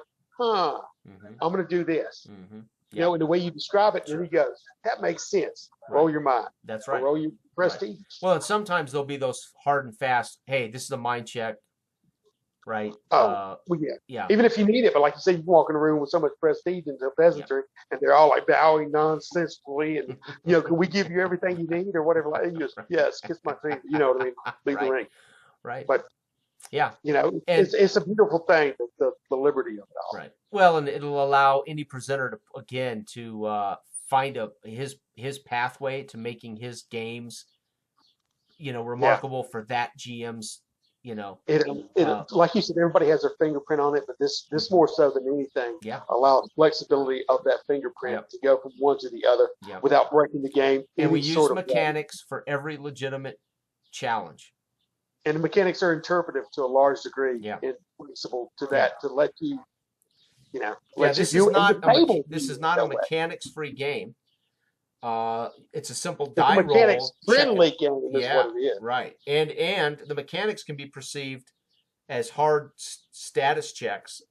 What's your mind? 3. Okay, this is a fair chance. It's a 2. Don't even roll. You got it. You know this, right?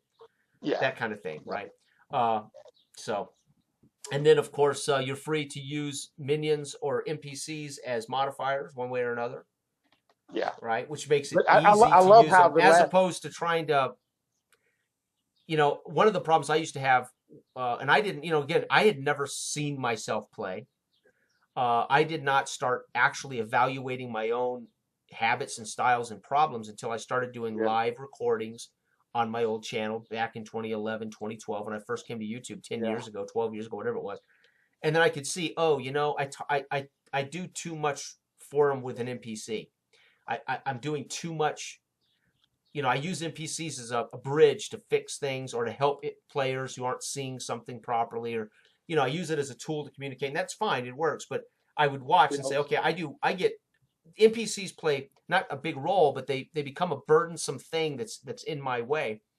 I like this because NPCs are basically minions. They're very simple tools to use. Now you're going to have NPC kings, NPC you're going to have serious characters in the world that you're going to have to deal with. But like this is, you know, they become a simple tool that we can use, but really extra hit points or, you know, tools, right? Think about the movies, right? Before Conan goes down, all of his minions will be killed first. Yeah. Right? Think about Star Trek. The red shirts are going, so the audience goes, shit, that alien is dangerous, right?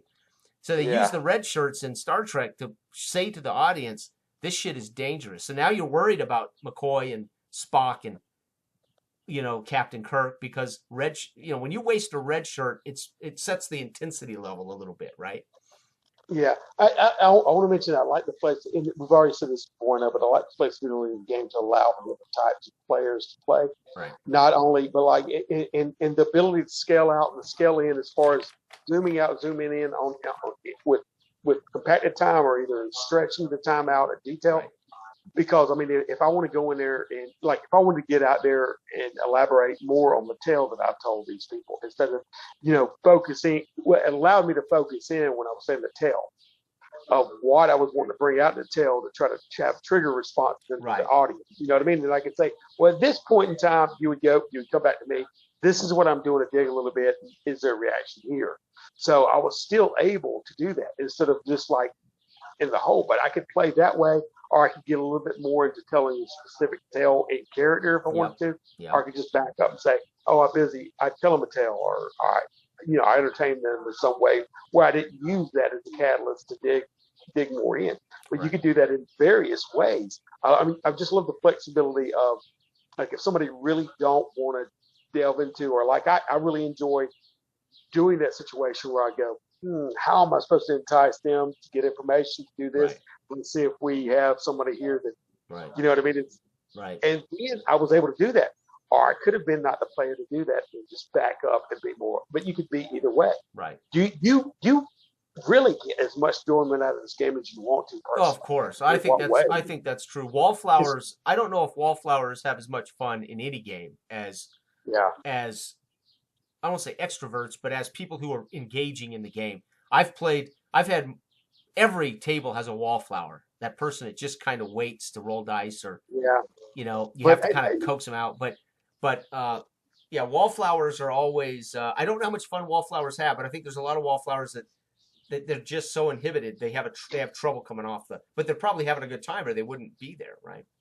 Well, do you think it's, speaking of wallflowers like that, it's perfect description, and first time I ever heard it, obviously, as far as within the gaming community, but it's perfect. But I think what my hope for it, and has always been with this game, is like it's so intuitive that you go back to at least tap into these wallflowers. Their innate ability to make fun. I mean, to pretend when they were kids. So really to get into that kind of mind space, and because I think a lot of it people were inhibited to play, not only because of shyness, but also because, and that they justify it by saying the rules are so hard that I don't want to do it. It's too crunchy. I don't understand it, so I don't do it. And my experience is when I find an experienced wallflower, it's somebody who played a long time with a real asshole DM. Oh yeah. That would make them feel like shit. That would tell them everything and then just tell them roll the dice. The worst GM to me is the guy who's playing and he just uses you as an excuse to roll dice and to get killed, right? That's the worst GM. You're there to boost his ego, and he knows more than they don't give a shit about you. It. They don't give a shit about your character or the experience you're having. Those are the worst guys. And I've played with people that have played for years, but they played with one of those guys, and they even expected at the table me to be that asshole, right? And it's like they find out after a game or two, oh, dude, I can talk to him. He ain't gonna embarrass me. He's not gonna be a right. Oh, you're the exact opposite. And then you're like, holy cow! I feel bad. Some of these people have been abused, right? Yeah. With really nasty people, right? Yeah, you're more welcoming and hotter. You're ambassador for it. You know what I mean? It's not like I know more than you, and it doesn't work that way. Well, I do, but I try not to. No, I don't. No, really, because I care about sharing, and that's what the whole experience is for. If we can't get people to have a good time and we don't make it, you wouldn't have anybody to play with very long.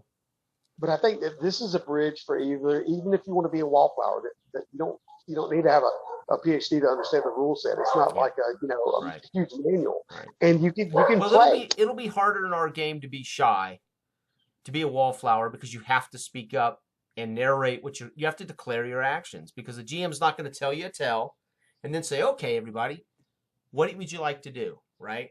If you watch, I'm watching, what's his name, with, the famous guy who does all the voices running the D&D 5 for Steve Colbert that time. Steve Colbert is an educated, successful, mature man. And we get to see him play his childhood game, something he hadn't done it forever. But what does that guy do? He just basically tells him a story and then says, what would you like to do? And Stephen Colbert would go, yeah, I want to shoot them. And it's like, Jesus Christ, man. I know this is fun for you and you've had a good time, but it's like, what kind of GM, and I'm realizing, that's how most people GM D&D. They just tell you a story, Exactly. and then they say, what would you like to do? They coddle wildflowers. They don't want to pull them out of their shell. They say, Yeah. just safe space where you are. We'll provide a safe place for you. And stand up against the wall, and we'll tell you when you come back in. We'll tell you a sprawling story. Yeah. So you pay for a storyteller, essentially, that, where you can sit in there and just say, you want to go here or there? And I do think that works great for noobs and for children. It doesn't work well for adults who are sophisticated, smart. That's not the kind of gaming most intelligent people want to do. Well, that's truthful in a lot of ways, but I'm trying to say that this game isn't really, it's really approachable for anybody who wants to play it in various levels. Yes. You know what I mean? Yeah. That's what I was trying to say earlier. You don't necessarily have to be so outgoing that you're that you're You just got to narrating be able to everything. communicate. You just have to be able. You don't even have to be in character. You just got to be able to communicate. And if you can sit around a table with your friends and play, then you can do it. You can do it. It's really. I mean, really, even making a repudiate character, it took you a minute to jot down what you wanted, and then it took you longer to decide who he was than it did to make the character. It didn't take me long to decide who. Conceptualize, and then go to a name. Yeah, that was a little longer, but all in all, man, I don't know. I just go through my mental files and say, no, I think I'd like to play this. Yeah. This type fella this time. Yeah. Yeah. So I do think we need to look into maybe like a primer, a little bit of glossary, a little bit of feedback or appendix, like the appendix in there. Say this is where you can at least account or let people know this is primarily. But we know. Yeah. Even we break those rules about being period specific when you have to go. It's a little bit of fantasy aside from that. Sure. Well, that's why I make it clear this is a pseudo. This is this is a rough sketch of Dark Ages England. And it's meant to be that way. Because what would be most intimidating to players is they don't know enough history and they would feel like they didn't know. It's like somebody invites me to play a horror genre game. I don't watch horror films. I don't read horror literature. I have never read Lovecraft. I will come and play, but I am going to be in the dark about a lot of those themes. I'm going to be in the dark about a lot of that, right? But can I play a detective in 1932? Yep. I know 1930s, 40s. I can play that fiction of that character. I don't think I have to know anything about Lovecraftian horror for a good GM to put me in a Lovecraftian scene, right? Yeah, I've only played Thriller once, but years ago, twice. It's like hard. It's even like hard science fiction. I don't read hard science fiction. Matter of fact, I've read very little science fiction because I prefer something other than science fiction when it comes to literature. But I love the movies. I love science fiction films. I love science fiction, that way. But it wouldn't stop me from playing. But I think what will block people is when they think they have to kind of really get the history. They have to really understand their role in the world. Nah, you gotta come to the table and just know that there's certain technologies that don't exist, etc. But I think you're right. But we also don't make this a hard and fast history. This is not. This is a facsimile with fantasy elements, right?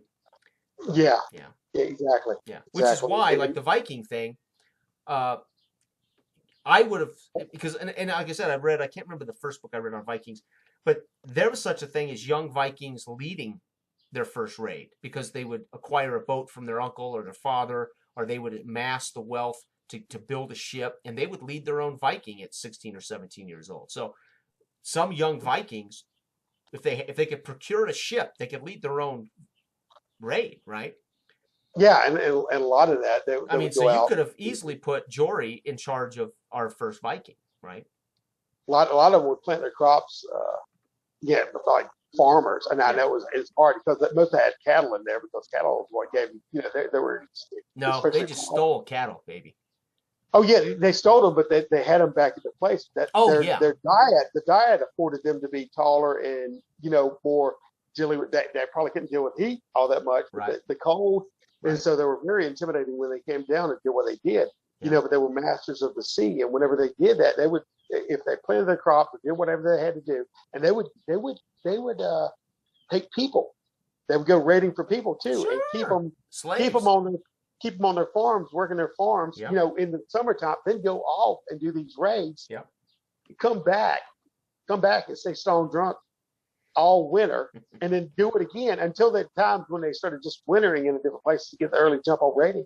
Right. But then, what do you think you're going to do? You're going to go take those people after you've worked them on your farm, Right. and then you're going to get them to carry. Not only that, they're going to carry your treasure back, Yeah. and then you're going to go down there and take them down to slaving areas to sell them off as they're carrying your treasure and Yeah. different your goods. So Yeah. I don't know. They were yeah. Yeah, it was something. Like I said, when we Yeah. broke off into that, I knew it would be a little bit more, toward a warlike culture, period. Right. Right. You know what I mean? But I wanted it to be kind of like maybe, like I said, a springboard to other Yeah. cultures that they had, Yeah. that we're in touch with. Well, So, we're still going to get back to those characters, I hope. So. Oh, Yeah. I know. You start so many games, man, have so many. Well, different again, we're things. playtesting, and I wanted to try Repute 8 level Repute 8, which is only 2 points from the highest possible repute, and I wanted a higher echelon of I wanted to see if somebody wanted to be that high prestige character or that serious commander, warrior, etc. So yeah. What I love too is when Joey said that can start with a -1 in the area, and I know we set that in there, and you can have that misrepresented. But if anybody describes it, like if I say I have a club foot as a character, there's going to be certain things I wouldn't naturally do in front of anybody at this table that was going to be normally inhibited by somebody with a club foot, or Right. if I have like a one arm or something like that, or Right. I go back to club foot because there was a Viking, I believe, that had one, a leader. Mm-hmm. You know what I mean? That was the situation. I think he was on the Viking show, but they don't represent him as that. But in actual life, he did have one. Right. Right. So or some similar element. Sure. Yeah, But- you were usually given a nickname based on some physical. Yeah. Well, see, that's Eric what, the Red, what- right? Long red hair. Ginger. What I did, Right. there was an Eric Blood Axe, right? So that's where I said tug of blood axe, because in the Dark Age of Man, we're using the red alongside for blood. Mm-hmm. So anyway, that's what I was wanting. With your leave, Mm-hmm. to give him, because all of them used that name. That was Sure. right when you all started populating these names with the middle name, like perfect. Yeah. That's Yeah. that's what they did. Yeah, That's what of they course did. they did. Absolutely. Yeah. It's amazing. So- Well, I gotta go, my friend. It's getting 4:00 here. We do dinner and watch something, and All right. Hey, So- really enjoyed it. Brother, Really that enjoyed was it. We'll awesome, pick it up man. again. it's awesome. I guess we're gonna Yeah, be going Saturday night. Mothership. Yeah, I get that rule book. I have PDF. it, but I've never read it, so I'm gonna have to crunch up here and read it. I think I just breezed over it, but I have to, Yeah. I have to want I'm gonna put all the heavy lifting on Justin. I'm just gonna say, what do Here I he roll? comes, Justin. What do I roll? Here we come. 62. Put your seatbelt on. What buddy. do I roll? What do I roll again? Do I take that off my hit points? What do I do? Okay. All right, brother. Don't Hey. do that. Have a great week, man. You too, man. You take care of yourself, all right, bud? Great game, man. Outstanding. All right. Late. Everybody, check your leg. Yep. Bye.